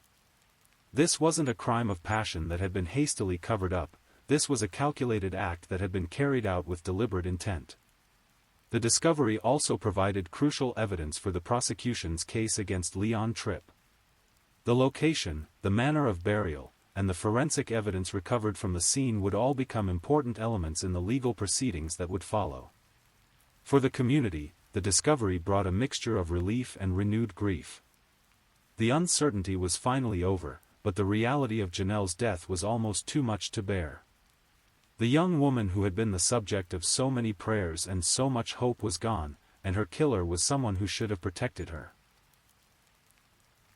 The discovery of Janelle Carwell's remains marked a turning point in the investigation, but it also revealed that the conspiracy to harm this young woman extended far beyond what anyone had initially imagined.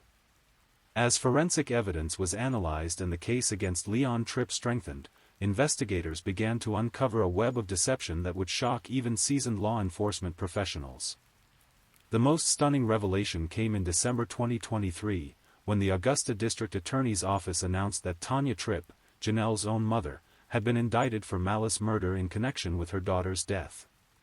The woman who had reported her daughter missing, who had appeared on television pleading for her safe return, who had seemed to be a grieving mother desperate for answers, was now accused of being complicit in Janelle's murder.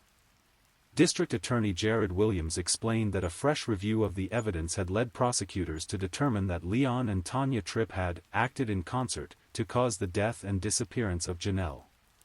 This wasn't a case of one person acting alone while the other remained ignorant, this was a coordinated effort by both parents to end their daughter's life.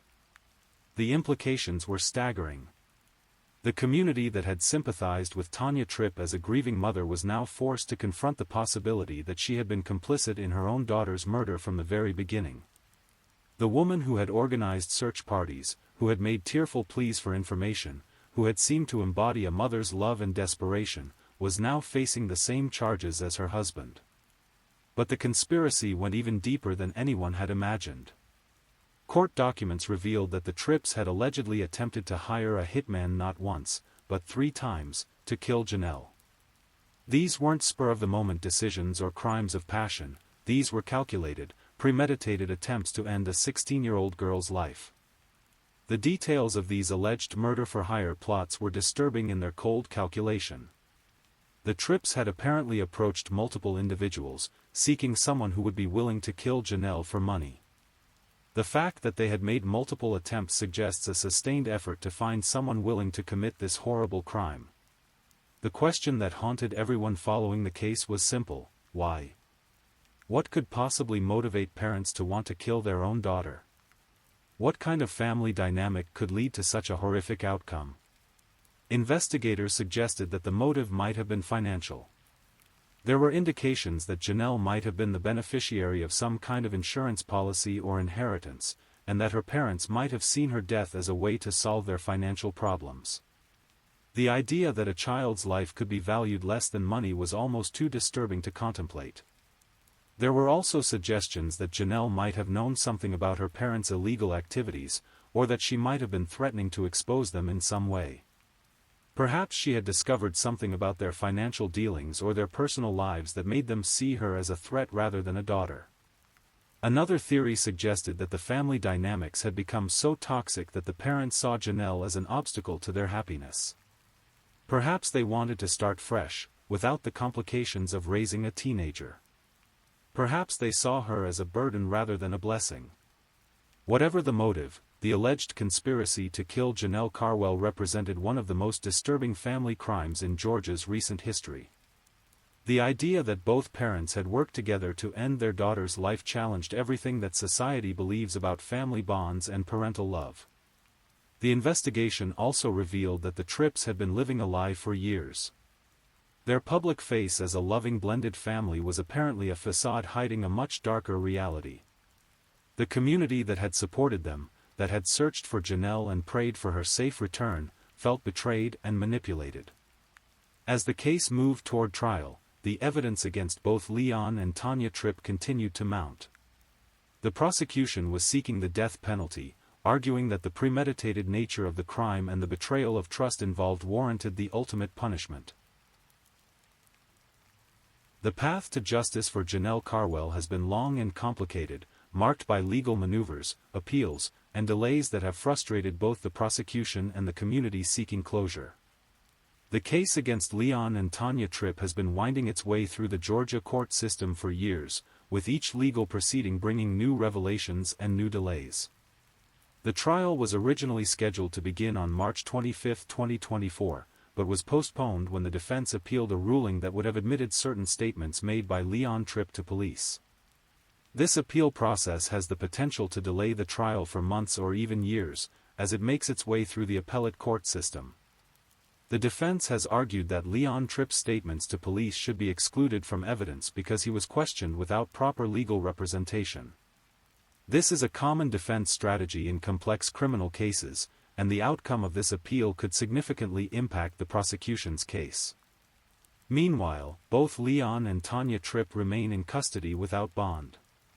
A judge has determined that they pose too great a risk to the community to be released while awaiting trial. They have been held in the Richmond County Jail since their arrests, separated from each other and from the community they once called home. The legal proceedings have been closely watched by the Augusta community and by legal experts across Georgia. The case has become a symbol of the failures of the family system and the lengths to which some people will go to solve their problems through violence. The delays in bringing the case to trial have been frustrating for everyone involved, but they are also a reminder of the importance of due process in the American legal system. Even in cases where the evidence seems overwhelming, defendants have the right to a fair trial and competent legal representation. As we reach the end of this tragic story, it's important to remember that at the center of all the legal proceedings, investigations, and media coverage was a real person, Latanya Janelle Carwell, a 16-year-old girl with dreams, hopes, and a future that was stolen from her. Janelle's memorial service was held on April 14, 2018, at Greater Young Zion Baptist Church in Augusta. The service was attended by hundreds of people, many of whom had never met Janelle personally but had been touched by her story. The church was filled with flowers, tears, and memories of a young woman whose life had been cut tragically short. In the years since her death, Janelle has become more than just a victim of a horrible crime. She has become a symbol of the importance of protecting children, of the need for communities to watch out for their most vulnerable members, and of the power of ordinary people to come together in times of crisis. The Find Janelle campaign that began in the desperate early days of her disappearance evolved into something larger, a movement to ensure that her story would never be forgotten and that her death would not be in vain. Community members have worked to raise awareness about missing children, to support other families going through similar tragedies, and to honor Janelle's memory through acts of kindness and service. The case has also highlighted the importance of thorough police investigations and the dedication of law enforcement professionals who never give up on finding the truth. The investigators who worked on Janelle's case could have easily given up after months of dead ends and false leads, but they persisted, driven by the knowledge that a young woman deserved justice. For the Augusta community, the Janelle Carwell case has been a watershed moment, forcing residents to confront the reality that even in their quiet, friendly city, unthinkable tragedies can occur. The case has brought people together, strengthened community bonds, and reminded everyone of the importance of looking out for one another. As the legal proceedings continue and the case eventually goes to trial, the focus will inevitably be on the defendants and their alleged crimes. But it's crucial that we never lose sight of the real victim in this story, a 16-year-old girl who trusted the wrong people, who was betrayed by those who should have protected her, and who died far too young. Janelle's story is a reminder that every child deserves to be safe, protected, and loved. It's a reminder that the bonds of family should be sources of strength and security, not danger and betrayal. And it's a reminder that when those bonds are broken, it's up to all of us to step forward and demand justice.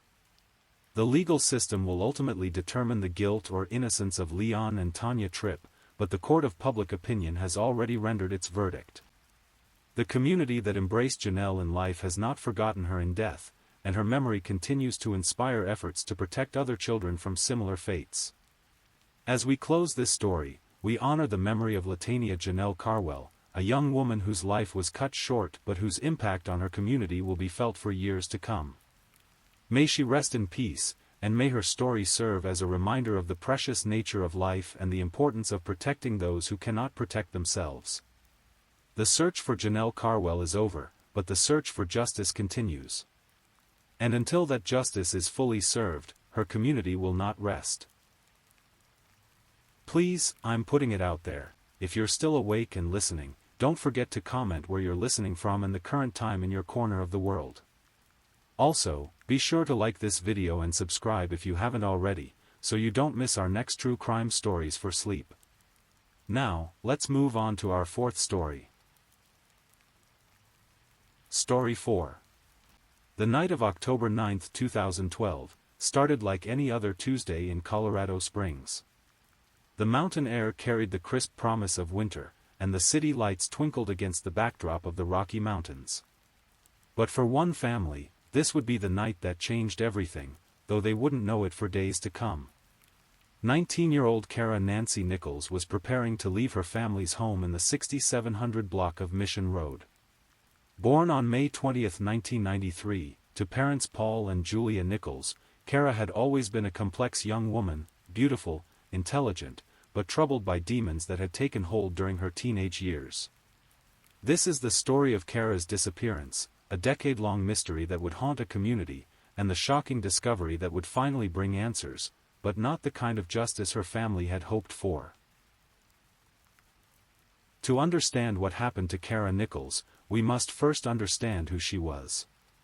Growing up in Colorado Springs with her older brother and younger sister, Kara's childhood seemed typical of many American families. Her parents, Paul and Julia, worked hard to provide for their 3 children, and by all accounts, Kara was a bright, engaging child. But as Kara entered her teenage years, something began to shift. Like many adolescents, she started experimenting, first with small rebellions, then with substances that would eventually grip her life with an iron fist. What started as typical teenage experimentation evolved into something far more serious. By her early teens, Kara had begun using drugs regularly. The specifics of her addiction would later become clear through police reports and family testimonies, but what's important to understand is how completely addiction can transform a person's life. The Kara her family knew, vibrant, intelligent, full of potential, was still there, but she was increasingly overshadowed by the version of herself that was driven by the relentless need for substances. High school became a struggle. Traditional education systems often fail students battling addiction, and Kara found herself falling behind academically. Her grades suffered, her attendance became sporadic, and the gulf between her potential and her reality widened with each passing month. Despite these challenges, Kara's family never gave up on her. They enrolled her in a local alternative high school, hoping that a different environment might help her succeed. These alternative schools often serve as lifelines for students who don't fit the traditional mold, whether due to learning differences, behavioral issues, or in Kara's case, the complex challenges of addiction. Against the odds, Kara did graduate from the alternative school. It was a victory that her family celebrated, a sign that perhaps the worst was behind them. But graduation didn't mark the end of Kara's struggles, it was merely one milestone in a journey that would continue to be marked by both hope and heartbreak. In the months leading up to her disappearance, Kara was still fighting her battles with addiction. The details of her daily life during this period paint a picture of a young woman caught between two worlds, the world her family hoped she would inhabit, and the darker world that addiction had pulled her into. October 9, 2012, began like many other days in the Nichols household. Kara was living at home with her parents, an arrangement that allowed her family to keep a close eye on her while she continued to struggle with her addiction. For parents of addicted children, this constant vigilance is both a blessing and a curse, the hope that you can somehow protect your child from the worst consequences of their choices, coupled with the exhausting reality of never knowing what each day might bring. The details of Kara's final day at home would later become crucial pieces of evidence in understanding what happened to her. Family members would recall her mood, her appearance, any conversations they had. These seemingly mundane interactions would be analyzed and reanalyzed by investigators, family members, and ultimately, by a jury trying to piece together the truth. As evening approached, Kara made preparations to leave the house. The exact time would later be established through various witness statements and evidence, but what we know is that she was seen leaving the family home in the 6700 block of Mission Road. This would be the last confirmed sighting of Kara by her family. The location is significant. Mission Road runs through an unincorporated area of El Paso County, a detail that would later complicate the investigation as it fell under the jurisdiction of the El Paso County Sheriff's Office rather than the Colorado Springs Police Department. These jurisdictional nuances might seem minor, but they can significantly impact how an investigation unfolds. When Kara left that evening, she was dressed in clothing that would later be described in missing person reports. She had her phone with her, a device that would become a crucial piece of evidence in the investigation.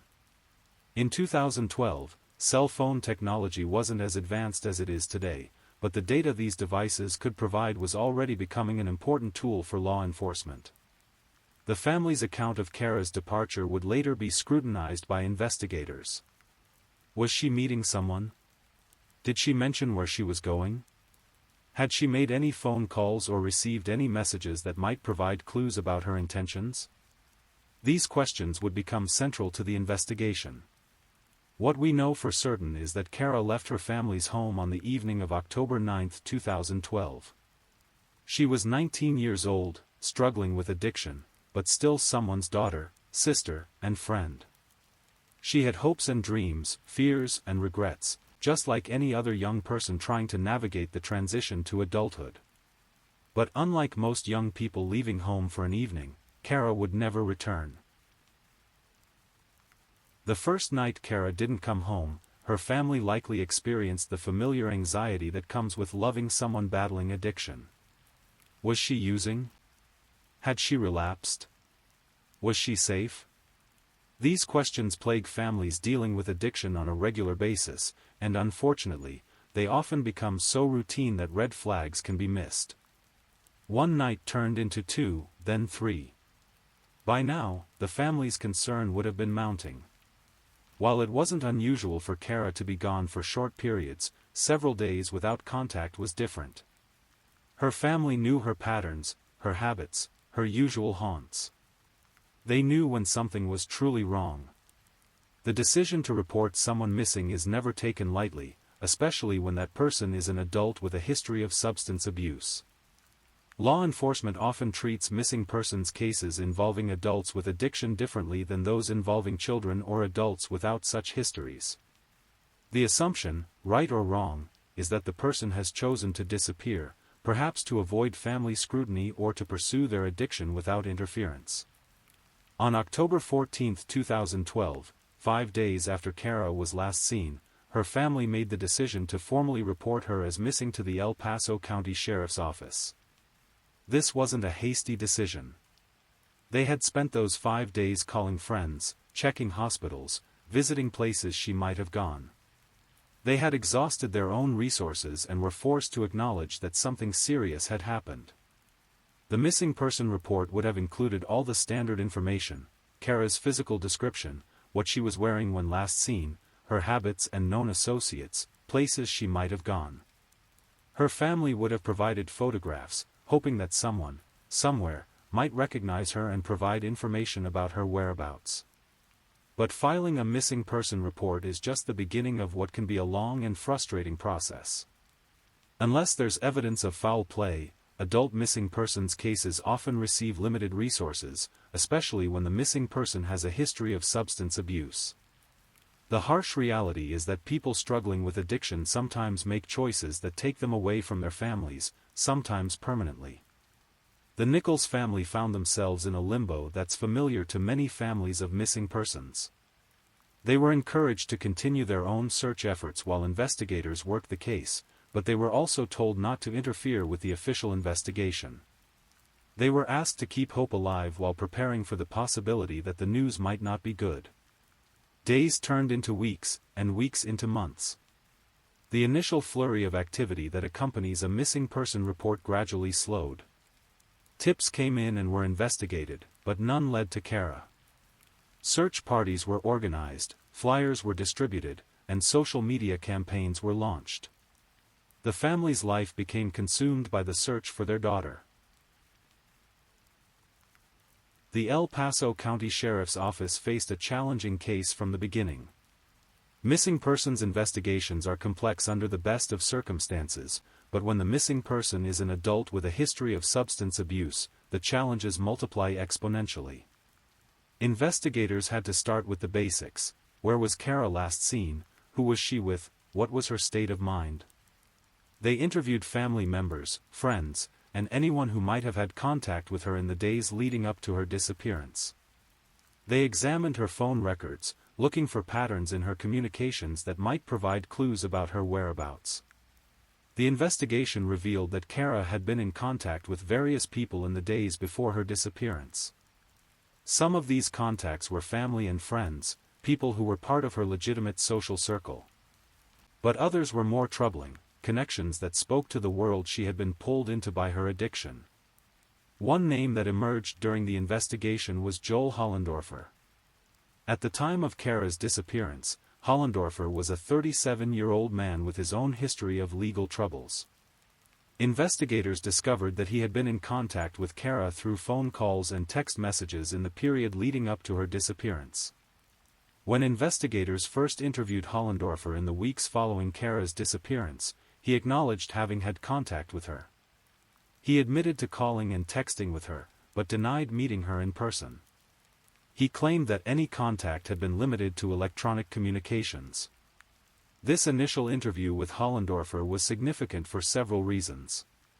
First, it established that he had been in contact with Kara around the time of her disappearance. Second, it documented his version of events, which could later be compared against other evidence.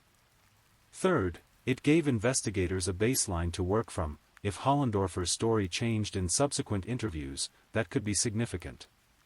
But at the time, investigators had no physical evidence connecting Hollendorfer to Kara's disappearance. They had no body, no crime scene, no witnesses to any violence. They had a missing person and a man who admitted to having contact with her but denied meeting her. This wasn't enough to support criminal charges. The investigation continued, but as months passed without significant developments, the case began to grow cold. This is the reality of many missing persons cases. Without physical evidence or witnesses, investigators can only do so much. The file remained open, but active investigation slowed as other, more pressing cases demanded attention. For the Nichols family, this cooling of the investigation was devastating. They understood the realities of law enforcement resources, but their daughter was still missing. They continued their own search efforts, but as time passed, hope began to fade. As 2012 turned into 2013, and then 2014, the Kara Nichols case remained unsolved. For her family, each passing day brought a mixture of hope and despair. Hope that today might be the day they would get news about their daughter, and despair that another day had passed without answers. The psychological toll of having a missing loved one is difficult to comprehend unless you've experienced it yourself. There's no closure, no ability to grieve properly, no way to move forward. The family remains in a state of suspended animation, unable to accept that their loved one is dead but increasingly unable to believe they're alive. The Nichols family dealt with this uncertainty in different ways. Some family members threw themselves into advocacy work, connecting with other families of missing persons and working to raise awareness about Kara's case. Others struggled with depression and anxiety, finding it difficult to function normally when such a major piece of their lives was missing. The community response was typical of many missing persons cases. Initially, there was significant interest and support. Local media covered the story, volunteers helped with search efforts, and donations came in to support the family's efforts. But as time passed without resolution, public interest waned. New tragedies captured attention, and Kara's case became one of many unsolved mysteries. Meanwhile, the investigation continued at a reduced pace. Investigators periodically revisited the case, re-interviewing witnesses and checking for new leads. They followed up on tips that came in from the public, though most proved to be false leads or cases of mistaken identity. In 2014, investigators conducted a second interview with Joel Hollendorfer. By this time, they had had more time to analyze phone records and other evidence. During this interview, Hollendorfer again confirmed that he had been in contact with Kara through calls and texts, but continued to deny meeting her in person. However, this 2014 interview revealed something significant about Hollendorfer's lifestyle at the time of Kara's disappearance. He told investigators that he was deep into escorts and drugs during that period. This admission painted a picture of a man who was living a lifestyle that put him in contact with vulnerable people, often women struggling with addiction who might turn to sex work to support their habits. This revelation didn't prove that Hollendorfer had harmed Kara, but it did suggest that he was part of a world where vulnerable young women like Kara might be at risk. It also demonstrated that he had been less than completely forthcoming in his initial interview, when he had simply denied meeting Kara without providing context about his lifestyle at the time. Still, without physical evidence or witnesses, investigators couldn't move forward with charges against Hollendorfer or anyone else. The case remained open but cold, a source of ongoing frustration for both law enforcement and the family. Nearly a decade passed. The Nichols family had endured 10 years of uncertainty, 10 years of hoping for answers that never came. Kara's case had become one of countless cold cases in law enforcement files across the country, cases that investigators hoped to solve but lacked the evidence to pursue actively. Then, in early 2022, everything changed. On February 7, 2022, investigators received information that would break the case wide open. The exact source of this information hasn't been made public, but it led them to a specific location in the 9600 block of Burgess Road in Colorado Springs. This area, known as the Black Forest, is a rural region characterized by horse properties and wooded areas. What investigators found there would finally provide answers to the questions that had haunted the Nichols family for nearly 10 years. In a shallow grave, buried beneath the bones of a horse, they discovered human remains. The location was significant. It was on property connected to Joel Hollendorfer's family. The discovery was both a breakthrough and a tragedy. After 10 years of hoping that Kara might somehow still be alive, the family now had to confront the reality that their daughter had been dead all along. The uncertainty was over, but it had been replaced by a different kind of pain. The El Paso County Coroner's Office worked to identify the remains. While initial identification was tentative, subsequent forensic analysis would confirm what investigators suspected: these were the remains of Kara Nichols. After 10 years, she had finally been found. The burial site told a story of its own. The fact that Kara's body had been buried beneath a horse's remains suggested careful planning and local knowledge. Someone had known about the horse burial and had used it to conceal a human body. The shallow grave and the rural location suggested someone familiar with the area and comfortable moving around it without detection. On February 9, 2022, Joel Hollendorfer was arrested at his home. He was charged with second-degree murder and tampering with physical evidence in connection with Kara's death. The arrest came nearly 10 years after Kara's disappearance, but for investigators, it represented the culmination of years of patient police work. The arrest was based on more than just the discovery of Kara's body on property connected to Hollendorfer. Investigators had spent years building a case, analyzing evidence, and developing a theory of what had happened to Kara. The discovery of her remains was the final piece of the puzzle, but it was supported by a foundation of evidence that had been gathered over the previous decade. With Hollendorfer's arrest, details about what had happened to Kara began to emerge. The prosecution's theory, as it would later be presented at trial, painted a disturbing picture of Kara's final hours. According to prosecutors, Kara had been engaged in sex work to support her drug addiction. This wasn't unusual. Many people struggling with addiction find themselves in dangerous situations as they try to find money to support their habits. Sex work, while risky, can provide quick cash for someone in desperate need. The prosecution alleged that Hollendorfer had contacted Kara for sexual services and that they had arranged to meet on the evening of October 9, 2012. This would explain why Kara had left her family's home that night. She believed she was going to meet a client.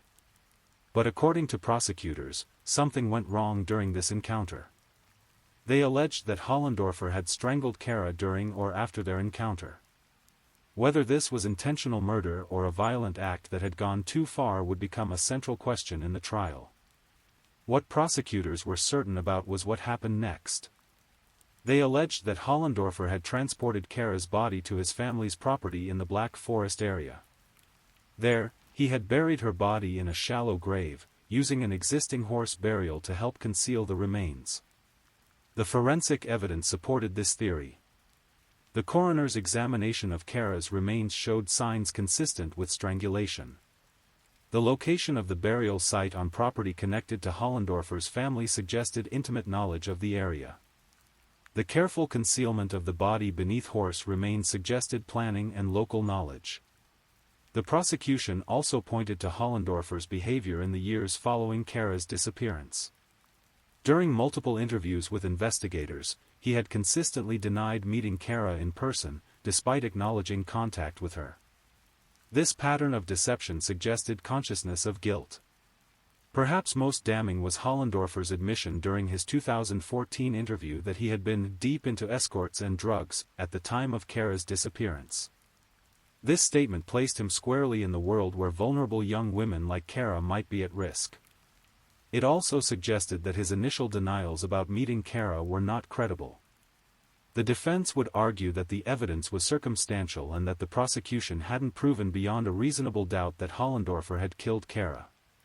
They would suggest that other explanations were possible and that the passage of time had made it difficult to establish the truth with certainty. But for the Nichols family, the arrest and charges finally provided some measure of closure. After 10 years of uncertainty, they finally knew what had happened to their daughter. It wasn't the outcome they had hoped for, but it was an answer. The trial of Joel Hollendorfer began in June 2023, more than a decade after Kara's disappearance. The delay was due to several factors, including the time it took to build the case, Hollendorfer's decision to waive his right to a speedy trial, and the general backlog in the court system. The trial brought together evidence that had been gathered over more than 10 years. Prosecutors presented testimony from investigators, forensic experts, and others who had been involved in the case. They painted a picture of a vulnerable young woman who had been killed by a man who had lured her to an isolated location. The prosecution's case relied heavily on circumstantial evidence.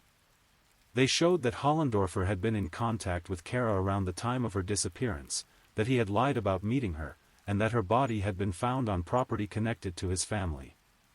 They argued that the forensic evidence showed she had been strangled, and that Hollendorfer's behavior after her disappearance was consistent with someone trying to conceal a crime. The defense challenged each element of the prosecution's case. They argued that the evidence was circumstantial and that other explanations were possible. They questioned the reliability of witness testimony after so many years and suggested that the prosecution hadn't proven their case beyond a reasonable doubt. The jury deliberated for several days before reaching a verdict. Their decision would surprise many observers. They found Hollendorfer guilty of manslaughter, not murder. They also found him guilty of tampering with physical evidence. The manslaughter verdict was significant because it suggested that the jury believed Hollendorfer had killed Kara, but that it hadn't been premeditated murder. Under Colorado law, manslaughter can cover situations where someone kills another person without the intent to commit murder, or in the heat of passion. The verdict was a mixed result for the prosecution, who had hoped for a murder conviction. But it was also a vindication of their theory that Hollendorfer had been responsible for Kara's death. The tampering conviction acknowledged that he had concealed her body and attempted to hide the evidence of his crime. For the Nichols family, the verdict brought a complex mix of emotions. They were relieved that Hollendorfer had been convicted and would face consequences for his actions. But they were also disappointed that the conviction was for manslaughter rather than murder, which they felt didn't adequately reflect the severity of what had happened to their daughter. On September 1, 2023, Joel Hollendorfer appeared in court for sentencing. The judge had the discretion to impose a sentence within the range established by Colorado law for manslaughter and evidence tampering convictions. The sentencing hearing included victim impact statements from Kara's family and friends. They spoke about the impact of losing Kara and the additional trauma of not knowing what had happened to her for 10 years. They talked about the person Kara had been before addiction took hold of her life, and the potential that had been lost when her life was cut short. Kara's friend, Autumn Hopf, spoke about Hollendorfer's previous charges and what they revealed about his character. She described him as a violent person who doesn't care about other people, emphasizing the danger he posed to vulnerable individuals like Kara. The judge ultimately sentenced Hollendorfer to 24 years in prison, an enhanced sentence that reflected the seriousness of the crimes and his criminal history. With credit for time already served, he would serve the vast majority of that sentence behind bars. For the Nichols family, the sentence represented a form of justice, though nothing could bring back their daughter. They had endured more than a decade of uncertainty, hoping for answers and fearing the worst. The conviction and sentence provided some measure of closure, though the pain of their loss would remain with them forever.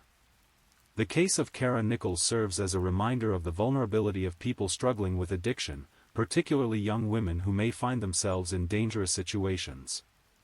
It also demonstrates the importance of persistent investigation and the value of never giving up on victims, even when cases go cold. Kara was more than just a victim, she was a daughter, a sister, a friend, a person with hopes and dreams who deserved better than the fate that befell her. Her story is a tragedy, but it's also a testament to the love of family and the persistence of those who seek justice for the voiceless. As we conclude this story, we remember Kara Nancy Nichols, born May 20, 1993, who left this world too soon on October 9, 2012. Her life was cut short, but her memory lives on in the hearts of those who loved her and in the pursuit of justice that finally brought her killer to account. Please, if you're still awake, let's move on to our last story. Story 5. Tonight, we're traveling to California City, a small desert community in Kern County, where the harsh landscape mirrors the unforgiving reality of a crime that remained hidden for over a decade.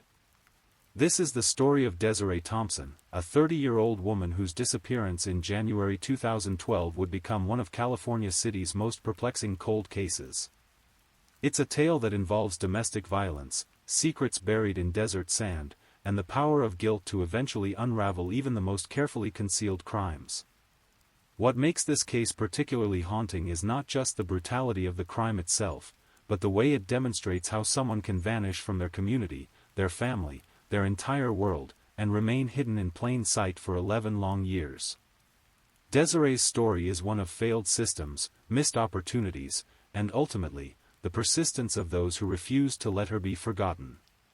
Tonight, we'll walk through every detail of this case, from the troubled marriage that may have initially misdirected investigators, to the chilling confessions that finally brought justice. We'll explore the psychology of a killer who couldn't keep his secret, the dedication of law enforcement who never gave up, and the heartbreak of a family who waited over a decade for answers. To understand what happened to Desiree Thompson, we must first understand who she was and the world she inhabited in California City. Located in the high desert of Kern County, California City was incorporated in 1965 with ambitious dreams of becoming California's third-largest city. The master plan envisioned a sprawling metropolis that would rival Los Angeles, complete with industrial zones, residential areas, and commercial districts spread across hundreds of square miles. But dreams don't always align with reality. By 2012, when our story takes place, California City had a population of just over 14,000 people scattered across what was technically the third-largest city in California by land area. The vast majority of the city remained undeveloped desert, creating an almost surreal landscape where suburban streets with names like Mendiburu Avenue and Redwood Boulevard dead-ended into empty lots and sand dunes. This was the environment where Desiree Thompson built her life. At 30 years old, she was a woman trying to navigate the complexities of adulthood in a place where everyone seemed to know everyone else's business, yet somehow, people could still disappear without a trace. Desiree lived on 69th Street, in one of the more developed areas of California City, where modest homes sat on generous lots, and the distance between neighbors provided both privacy and isolation. Those who knew Desiree described her as someone who was working to rebuild her life. She had married Edward Gibson III, known to friends as Face, but the marriage had soured, and by January 2012, they were estranged. The relationship had become increasingly troubled, marked by arguments that sometimes escalated beyond words. Like many women in abusive relationships, Desiree found herself caught between love and fear, hope and desperation. The desert communities of Kern County have always attracted people seeking a fresh start, affordable living, or simply a place to disappear from their past troubles. But they also attract those running from the law, hiding from creditors, or escaping the consequences of their actions. This transient population creates a unique dynamic where neighbors might live side by side for years without truly knowing each other, where someone's past remains a mystery, and where the line between victim and perpetrator can sometimes blur. In this environment, Desiree Thompson was trying to build a future. She worked, maintained friendships, and despite the troubles in her marriage, she was known to be resilient. Friends would later describe her as someone who faced life's challenges head-on, someone who wouldn't simply vanish without explanation. This knowledge would become crucial as investigators tried to piece together what happened on that January evening when Desiree walked out of her apartment and into the desert darkness. The isolation of California City, which had initially attracted residents seeking peace and space, would prove to be a double-edged sword. While it provided privacy and freedom from urban pressures, it also created the perfect environment for someone to commit a crime and hide the evidence in the vast expanses of undeveloped land that surrounded the community. January 7, 2012, began like many other days in Desiree Thompson's life, but it would end in a way that no one could have predicted. The morning started with what had become an all-too-familiar scene, a domestic disturbance call to the California City Police Department.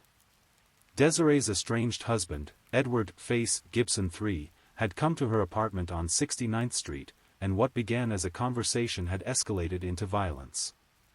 The details of that morning altercation paint a picture of a relationship that had deteriorated beyond repair.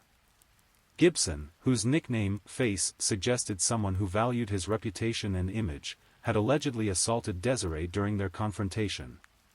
The incident was serious enough that someone called the police, but when officers arrived at the scene, they found an empty apartment. Both Desiree and Edward had left before law enforcement could intervene. This wasn't the first time police had been called to deal with issues between the estranged couple. Their relationship had been marked by volatility, with periods of reconciliation followed by explosive arguments. Friends and family members knew that Desiree was struggling with the decision of whether to completely cut ties with Edward or try to salvage their marriage. It's a dilemma faced by countless victims of domestic violence, the internal battle between love and self-preservation, hope and reality. After the morning's incident, Desiree returned to her apartment on 69th Street. She needed time to process what had happened, to figure out her next steps.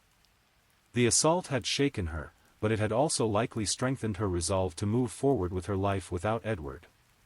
She spent the day at home, perhaps making phone calls, perhaps simply trying to find some peace after the morning's chaos. As evening approached, Desiree made a decision that would prove to be fateful. She needed cigarettes, and she decided to walk to a nearby store to purchase them.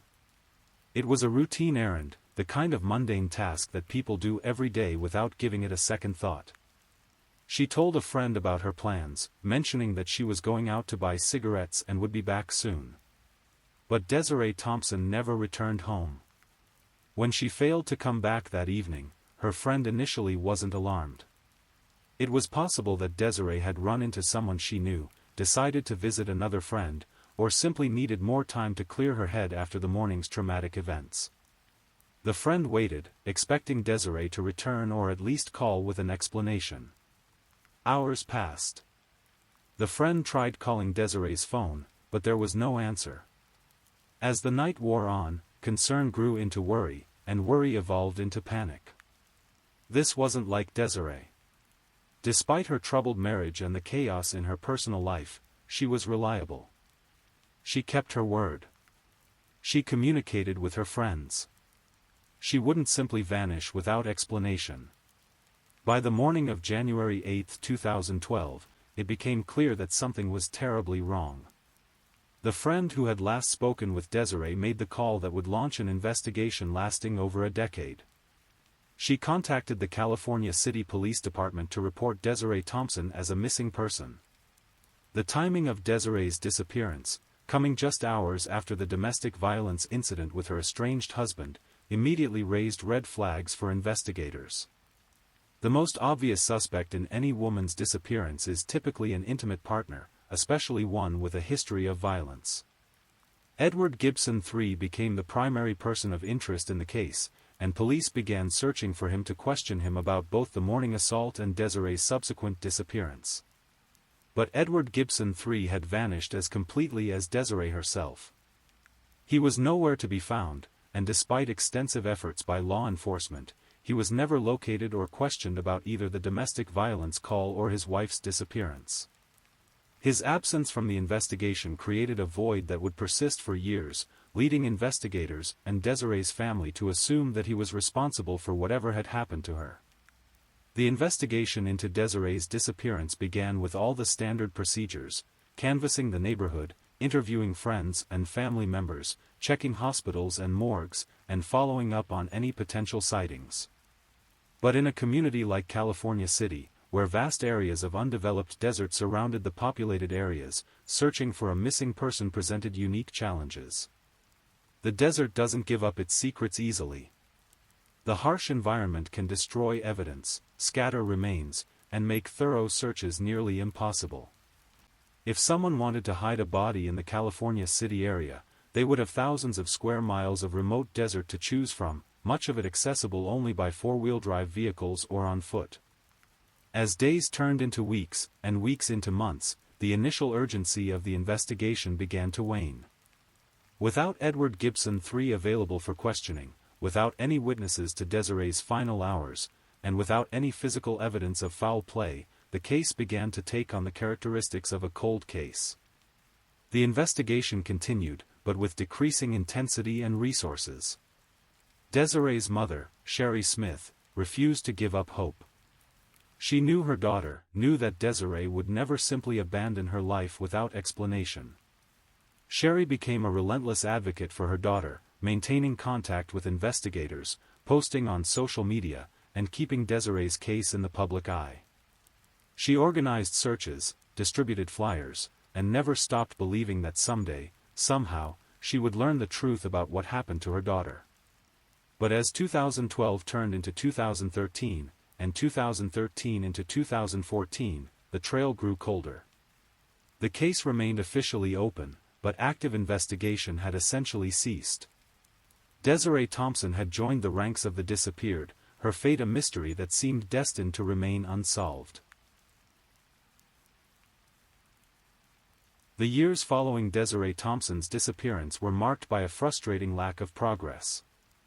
As 2012 faded into memory, her case settled into the unfortunate category of cold cases that haunt every police department. The California City Police Department, a small force serving a geographically massive but sparsely populated area, had limited resources to dedicate to a case that seemed to offer no new leads. During this period, Desiree's case existed in a peculiar limbo. She was neither confirmed dead nor truly missing in the traditional sense. Without a body, without witnesses, and without the primary suspect Edward Gibson III available for questioning, investigators were left with more questions than answers.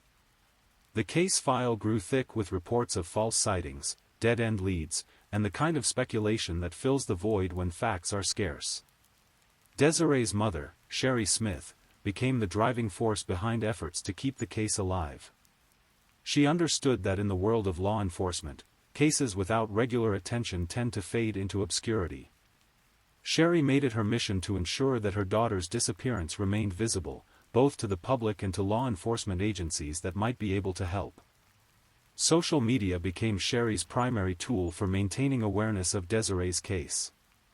She created Facebook pages dedicated to finding her daughter, shared photos and memories that humanized Desiree beyond her status as a missing person, and connected with other families facing similar heartbreak.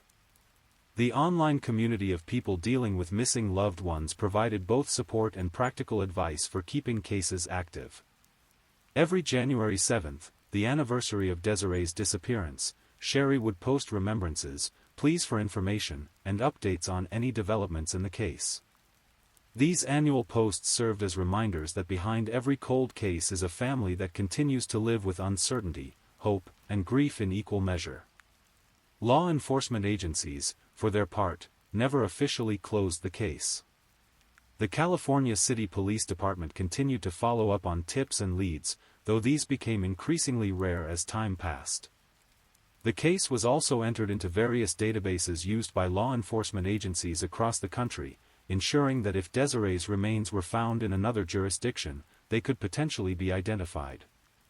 The search for Edward Gibson III continued sporadically throughout this period. His disappearance remained as mysterious as his wife's, leading to speculation about whether he was alive or dead, hiding or imprisoned under another name. Some investigators theorized that he had fled to Mexico, a common destination for fugitives from Southern California. Others wondered if he had met with foul play himself, possibly as retribution for harming Desiree. The lack of Gibson's availability for questioning created a significant obstacle for the investigation. Without being able to eliminate him as a suspect or extract information about his whereabouts on January 7, 2012, investigators found themselves unable to move the case forward in any meaningful way. His absence became both a frustration and a focal point for the investigation. During the cold case years, California City itself continued to evolve. The community that had once been planned as a major metropolitan area remained largely undeveloped, but the areas that were populated saw gradual growth and change. New residents moved in, often unaware of the decade-old mystery that had consumed the attention of longtime residents. For those who remembered Desiree, her disappearance became part of the local folklore. Like many small communities, California City had its share of unsolved mysteries and local legends, but Desiree's case was different because it was so recent and so real. People who had known her, who had shopped at the same stores and driven the same streets, found themselves looking over their shoulders and wondering what had really happened to their neighbor. The case also took on different meanings for different people.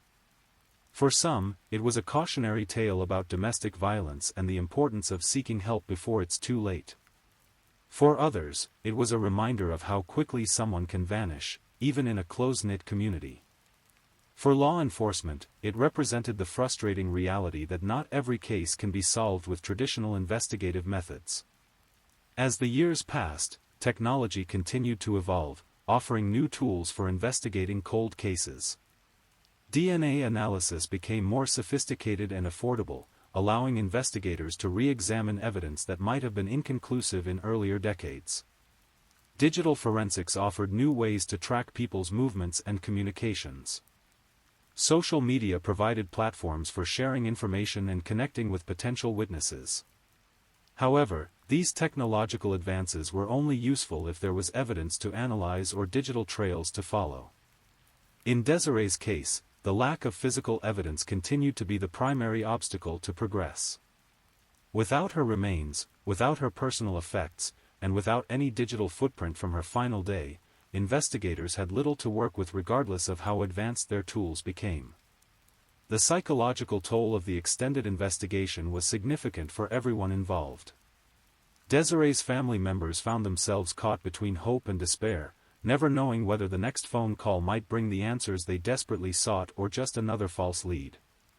The investigating officers, many of whom had worked the case from the beginning, carried the weight of an unsolved mystery that seemed to mock their professional abilities.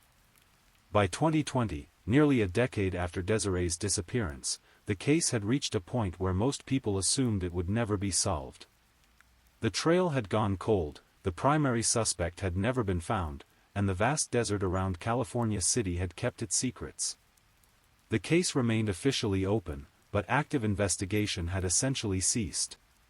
It was during this period of apparent hopelessness that the first cracks began to appear in the wall of silence that had surrounded Desiree's disappearance. Someone, somewhere, knew what had happened to her. Someone had been carrying the weight of that knowledge for nearly a decade. And someone was finally ready to talk. March 2022 marked a turning point in the Desiree Thompson case that no one saw coming. After a decade of dead ends and false leads, the California City Police Department received information that would finally crack the case wide open. The breakthrough came not from advanced forensic technology or brilliant detective work, but from the most human of sources, guilt and the inability to keep a terrible secret. The details of how this information first reached law enforcement remain somewhat unclear, but what is known is that multiple sources began providing information about a man named Jose William Lara. These weren't random tips from the public or information gathered through traditional investigation methods. Instead, they were specific, detailed accounts from people who claimed that Lara had confessed to them about killing a woman and burying her body. Jose William Lara was 60 years old in 2022, a California City resident who had lived quietly in the community for years. Unlike Edward Gibson III, who had vanished immediately after Desiree's disappearance, Lara had remained in plain sight, living his life while carrying the secret of what he had done. To his neighbors and acquaintances, he was just another resident of the desert community, unremarkable and largely invisible. But Lara had been anything but silent about his crime. According to the information provided to police, he had confessed to killing Desiree Thompson to multiple people over the years. These weren't drunken boasts or vague admissions of guilt. They were detailed, specific accounts of how he had lured a woman to his house, killed her, and buried her body in his backyard. The informants who came forward painted a chilling picture of a man who seemed almost compulsive in his need to talk about what he had done. In conversations with people he considered friends or trusted associates, Lara had described the night of January 7, 2012, in horrific detail. He claimed that he had invited a woman to his house for drinks, that he had killed her in a violent rage, and that he had buried her remains in his backyard. What made these confessions particularly significant was their consistency. Multiple sources, apparently unconnected to each other, provided similar accounts of what Lara had told them. The details matched across different conversations with different people, suggesting that these weren't fabricated stories or misunderstood conversations. Lara had been telling people about his crime for years, and finally, some of those people had decided to come forward. The decision to contact law enforcement after so many years raises questions about the psychology of both the killer and the people who knew his secret. For Lara, the compulsion to confess suggests a man who was unable to live with the weight of his actions but was also unwilling to face the legal consequences. By telling others about his crime, he was perhaps seeking some form of absolution or simply finding a way to relieve the psychological pressure of keeping such a dark secret. For the informants, the decision to finally come forward likely involved complex calculations about loyalty, fear, and moral obligation. These were people who had been living with the knowledge that someone in their community had committed murder and gotten away with it. Their eventual decision to contact police suggests that the weight of this knowledge had become unbearable, or perhaps that circumstances had changed in ways that made it safer or more urgent to speak up. Armed with this new information, investigators began to take a fresh look at the Desiree Thompson case. The focus shifted away from Edward Gibson III and toward Jose William Lara, a man who had never been considered a suspect in the original investigation. This shift represented both a breakthrough and a sobering reminder of how investigations can sometimes focus on the wrong suspects while the real perpetrator remains hidden in plain sight. The challenge for investigators was how to corroborate the information provided by the informants. Confessions to third parties, while potentially valuable, are not sufficient evidence to secure a conviction. Law enforcement needed physical evidence, and they needed to find it before too much time passed and potential witnesses disappeared or evidence was destroyed.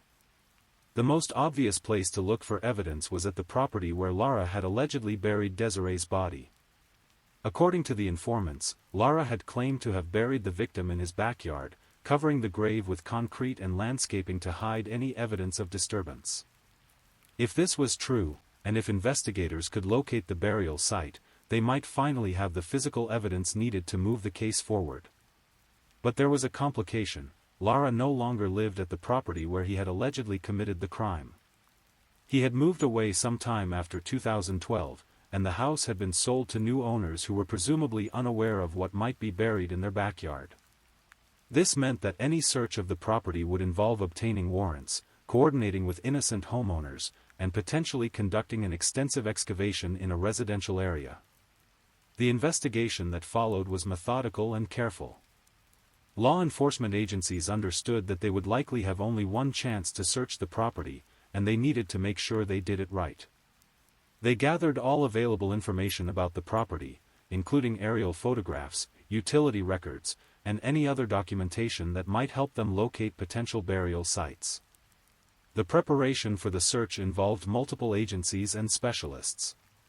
Forensic anthropologists were consulted to provide expertise in locating and excavating human remains. Ground-penetrating radar and other technological tools were prepared to scan the property for anomalies that might indicate disturbed soil. Evidence technicians were assembled to ensure that anything found would be properly preserved and documented. The search warrant was obtained, and arrangements were made with the current property owners. The excavation would be extensive and disruptive, potentially causing significant damage to the landscaping and possibly to the structure of the house itself. The homeowners, who had purchased the property in good faith, found themselves at the center of a major criminal investigation through no fault of their own. As the search began, investigators knew that they were at a critical juncture in the case. If they found human remains at the property, it would validate the informant's accounts and potentially provide the physical evidence needed to pursue charges against Lara. If they found nothing, it would raise questions about the reliability of the information and potentially set the investigation back to square one. The tension was palpable as investigators began their systematic search of the property. After a decade of cold case status, the Desiree Thompson investigation was finally moving forward, but the outcome remained uncertain. The desert had kept its secrets for 10 years, and it remained to be seen whether it would finally give them up.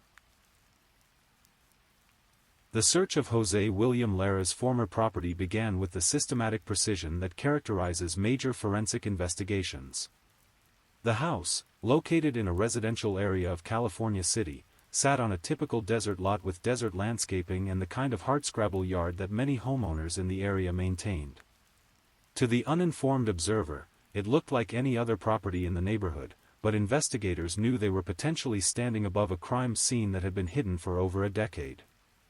The search team began their work with ground-penetrating radar, a technology that can detect anomalies in soil density and composition that might indicate disturbed earth or buried objects.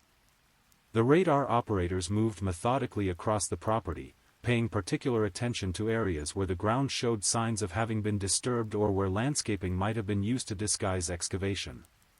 As the radar scan progressed, investigators identified several areas of interest where the reading suggested possible anomalies beneath the surface. These areas were marked for more detailed examination, and the team prepared to begin the careful process of excavation. The work was slow and methodical, as investigators knew that any human remains they might find would need to be excavated with the same care and precision used in archaeological digs. The backyard of the property showed signs of landscaping that appeared to have been done years earlier. There were areas of concrete and decorative rock that could have been used to cover disturbed soil, and the positioning of these features seemed strategic rather than purely aesthetic. The investigators noted these details as they planned their excavation strategy. The first significant discovery came when investigators found what appeared to be a concrete slab in the backyard that seemed out of place. The slab was positioned in an area that didn't seem to serve any practical purpose for the property's landscaping or utilities. When they examined the slab more closely, they found that it appeared to have been poured over disturbed soil, and the edges of the slab showed signs of having been recently installed relative to the age of the house. The decision to excavate beneath the concrete slab was not made lightly. The investigators knew that if they were wrong about what was buried there, they would be causing significant disruption to the property for no purpose. But the combination of the informant's specific claims about burial in the backyard and the suspicious nature of the concrete slab made the excavation necessary. The concrete was carefully removed, and investigators began the delicate process of excavating the soil beneath it. They worked slowly, using small tools and brushes to ensure that any evidence they found would be preserved intact. The soil was different from the surrounding earth, confirming that it had been disturbed at some point in the past. As the excavation proceeded, investigators made their first significant discovery: textile fragments that appeared to be clothing. The fabric was degraded by years in the ground, but it was clearly manufactured material rather than natural fibers that might have been present in the soil. This discovery heightened the tension at the excavation site, as it suggested that they were indeed dealing with a burial site rather than a natural anomaly. The excavation continued with even greater care as investigators realized they were likely dealing with human remains. Professional forensic anthropologists were brought in to oversee the process, ensuring that any skeletal remains would be properly recovered and that the positioning and condition of the remains would be documented for later analysis. The breakthrough came when investigators uncovered what was unmistakably a human skull. The bone was weathered and discolored from years in the ground, but it was clearly human and appeared to be from an adult. The discovery confirmed what the informants had claimed and what investigators had hoped to find: Desiree Thompson's remains had finally been located. The complete excavation of the burial site took several more hours, as investigators worked to recover all of the skeletal remains and any associated evidence. The skeleton was largely intact, though the bones showed the effects of having been buried for over a decade. The positioning of the remains and the depth of the burial suggested that considerable effort had been made to conceal the body. Along with the skeletal remains, investigators found additional items that appeared to be personal effects. These included jewelry, clothing fragments, and other small items that might help identify the victim and provide clues about the circumstances of her death. Each item was carefully catalogued and preserved for later analysis. The discovery of the remains was both a triumph and a tragedy for everyone involved in the investigation. For law enforcement, it represented the breakthrough that had eluded them for over a decade. For Desiree's family, it brought the devastating confirmation that their daughter and sister was indeed dead, but also the relief of finally knowing what had happened to her. The remains were carefully transported to the Kern County Coroner's Office, where forensic pathologists would begin the process of official identification and determination of cause of death. While the investigators were confident that they had found Desiree Thompson's remains, scientific confirmation would be necessary before any legal proceedings could begin. The excavation of the burial site also revealed evidence about the crime itself. The positioning of the remains and the condition of the burial site suggested that the victim had been killed elsewhere and then transported to the backyard for burial. The depth of the grave and the care taken to conceal it with concrete and landscaping indicated that the perpetrator had significant time and privacy to carry out the burial. As investigators processed the crime scene, they also searched the interior of the house for evidence related to the murder. According to the informant's accounts, Lara had claimed that he killed Desiree inside the house, specifically in the master bedroom. Despite the passage of over a decade, forensic technicians were able to find what appeared to be blood evidence in the bedroom, confirming at least part of the confession accounts. The discovery of human remains buried in Jose William Lara's former backyard represented the most significant development in the Desiree Thompson case since her disappearance in 2012. After years of false leads and dead ends, investigators finally had physical evidence to work with. The challenge now would be to build a case strong enough to secure a conviction against the man who had been living with this secret for over a decade. The search of the property had yielded exactly what the informants had claimed investigators would find: human remains buried in the backyard and blood evidence in the master bedroom. The consistency between the confessions and the physical evidence strongly suggested that Jose William Lara was responsible for Desiree Thompson's death, but proving that in court would require careful analysis of all the evidence and testimony from the informants who had finally broken their silence. With human remains discovered at his former property and blood evidence found in the master bedroom, the focus of the investigation shifted to Jose William Lara himself.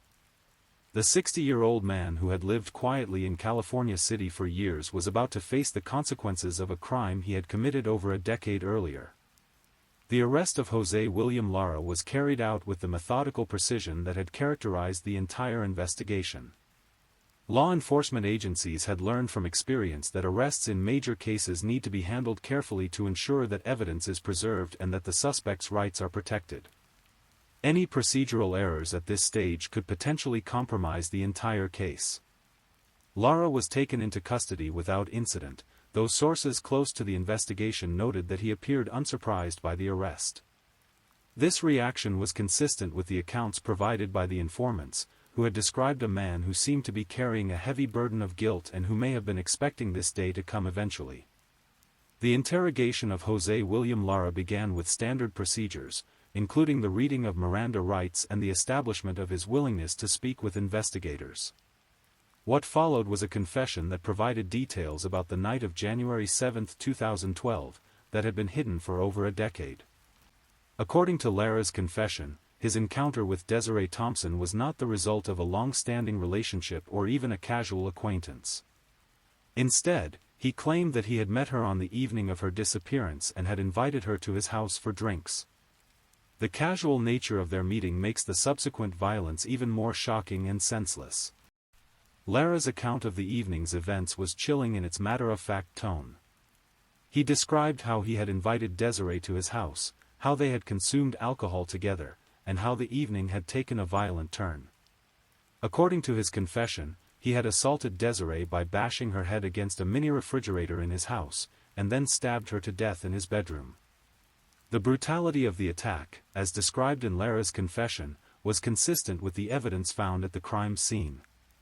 The blood evidence in the master bedroom supported his account of where the murder had taken place, and the severity of the violence he described was consistent with the informant's previous accounts of his confessions to them. After killing Desiree, Lara claimed that he had buried her body in his backyard. His confession included details about the burial process, including his efforts to conceal the grave site with concrete and landscaping. These details matched exactly with what investigators had found during their excavation of the property.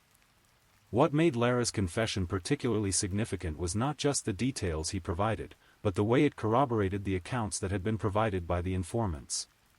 The consistency between his official confession and the stories he had told to various people over the years suggested that his account was likely accurate, at least in its basic elements.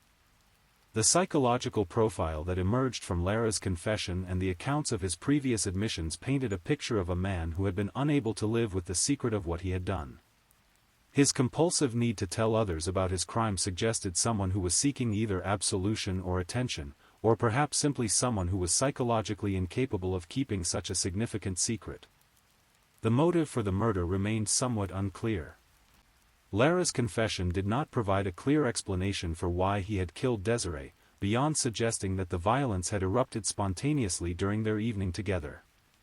The randomness of the crime, if his account was accurate, made it even more tragic and senseless. The confession also provided answers to questions that had puzzled investigators for years. The focus on Edward Gibson III as a suspect had been understandable given the domestic violence incident on the morning of Desiree's disappearance, but it had also been a red herring that had delayed the identification of the real perpetrator. Lara's confession confirmed that Gibson had played no role in his wife's death and that his own disappearance was apparently unrelated to the murder. The timing of Lara's confession, coming after the discovery of physical evidence at his former property, suggested that he understood the futility of continued denial. With human remains found in his backyard and blood evidence in his bedroom, any defense strategy would have been challenging at best.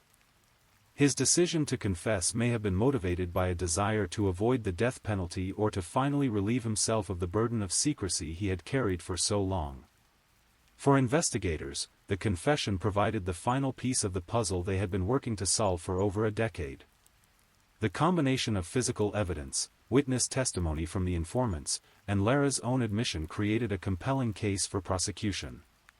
After years of frustration and dead ends, they finally had the evidence needed to seek justice for Desiree Thompson. The confession also brought a mixture of relief and renewed grief to Desiree's family. While they had finally learned the truth about what happened to their daughter and sister, the details of her final hours were devastating to hear. The randomness of the crime, the brutality of the attack, and the years of uncertainty they had endured all contributed to the complex emotions they experienced as the case moved toward resolution. The trial of Jose William Lara for the murder of Desiree Thompson began in May 2023, over 11 years after the crime had been committed.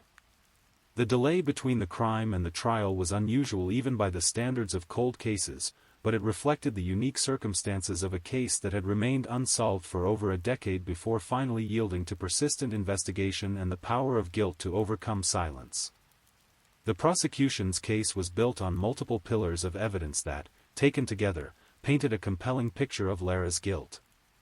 The physical evidence was perhaps the most damaging: human remains found buried in his former backyard, exactly where informants claimed he had said they would be found. Blood evidence in the master bedroom of his former house supported his confession that he had killed Desiree in that room. The forensic evidence was supplemented by the testimony of multiple witnesses who recounted Lara's confessions to them over the years. The defense faced an almost impossible task. With physical evidence, witness testimony, and the defendant's own confession all pointing to his guilt, there were few viable strategies available. The defense team focused on challenging the reliability of the informant's testimony, questioning whether their accounts of Lara's confessions were accurate or whether they might have been motivated by rewards or plea deals in their own legal troubles. The prosecution methodically presented their case, beginning with the circumstances of Desiree's disappearance and the years of investigation that had followed. They called witnesses who had known Desiree, establishing her as a real person with hopes, dreams, and people who loved her, rather than simply a victim in a criminal case. This humanization of the victim was crucial for helping the jury understand the full impact of the crime. The forensic evidence was presented with scientific precision. Forensic pathologists testified about the human remains found in Lara's backyard, confirming that they were those of an adult female and that the cause of death was consistent with the violent assault described in Lara's confession. The blood evidence found in the master bedroom was analyzed and presented, showing that it was consistent with a violent attack having occurred in that location. The testimony of the informants was perhaps the most compelling aspect of the prosecution's case. These witnesses, who had initially been reluctant to come forward, provided detailed accounts of Lara's confessions to them over the years. Their testimony was consistent across multiple witnesses, suggesting that Lara had told the same story to different people at different times, increasing the credibility of their accounts.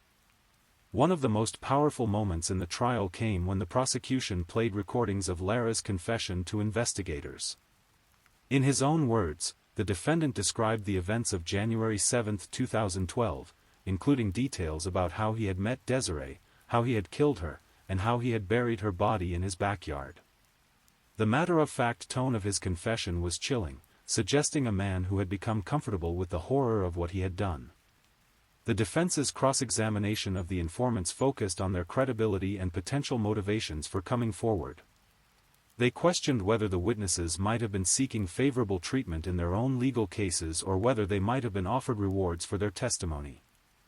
However, the consistency of their accounts and the fact that the physical evidence supported their claims made it difficult to dismiss their testimony entirely.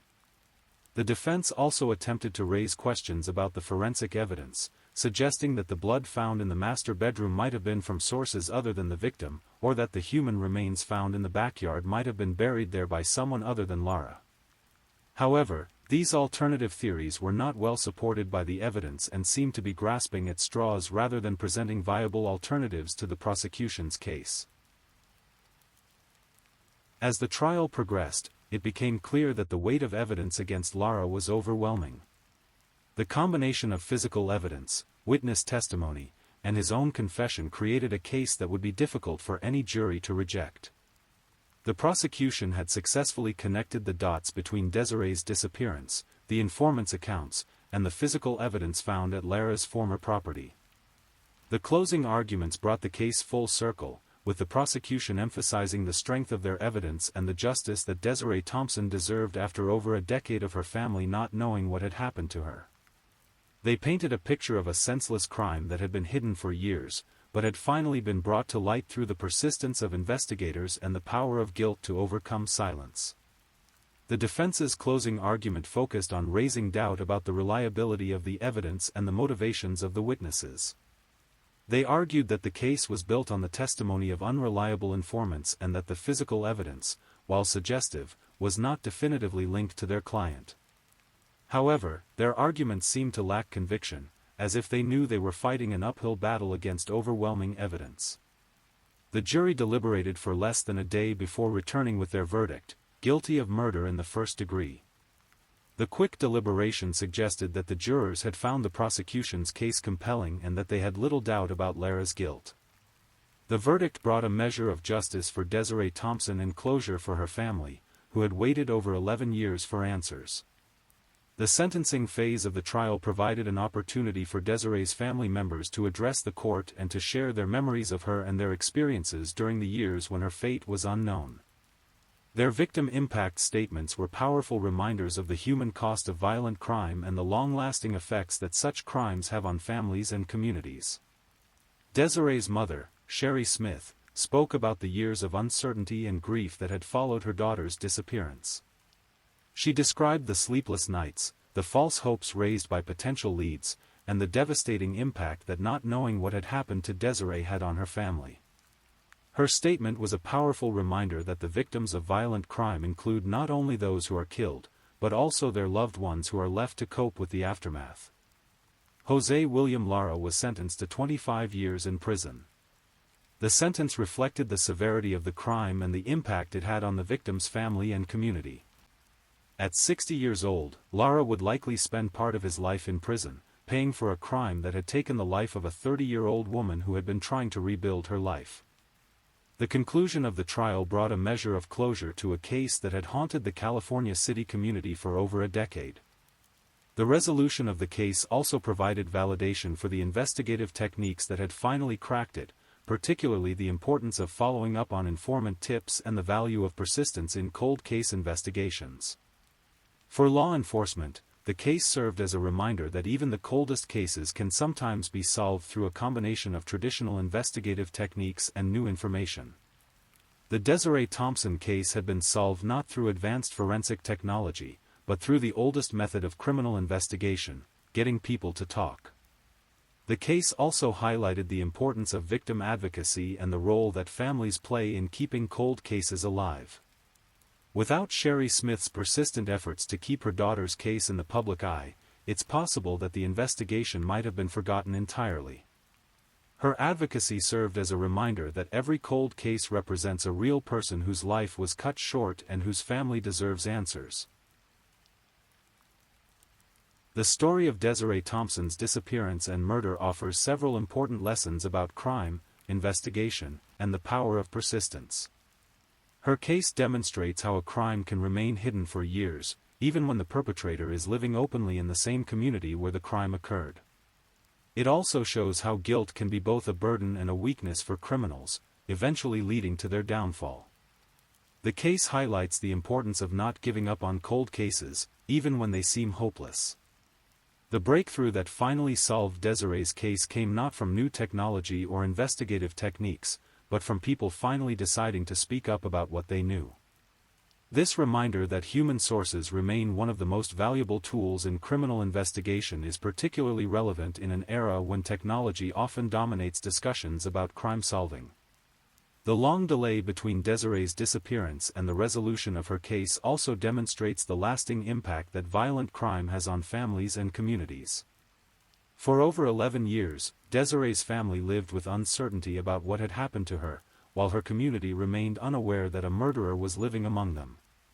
The psychological toll of such uncertainty cannot be underestimated.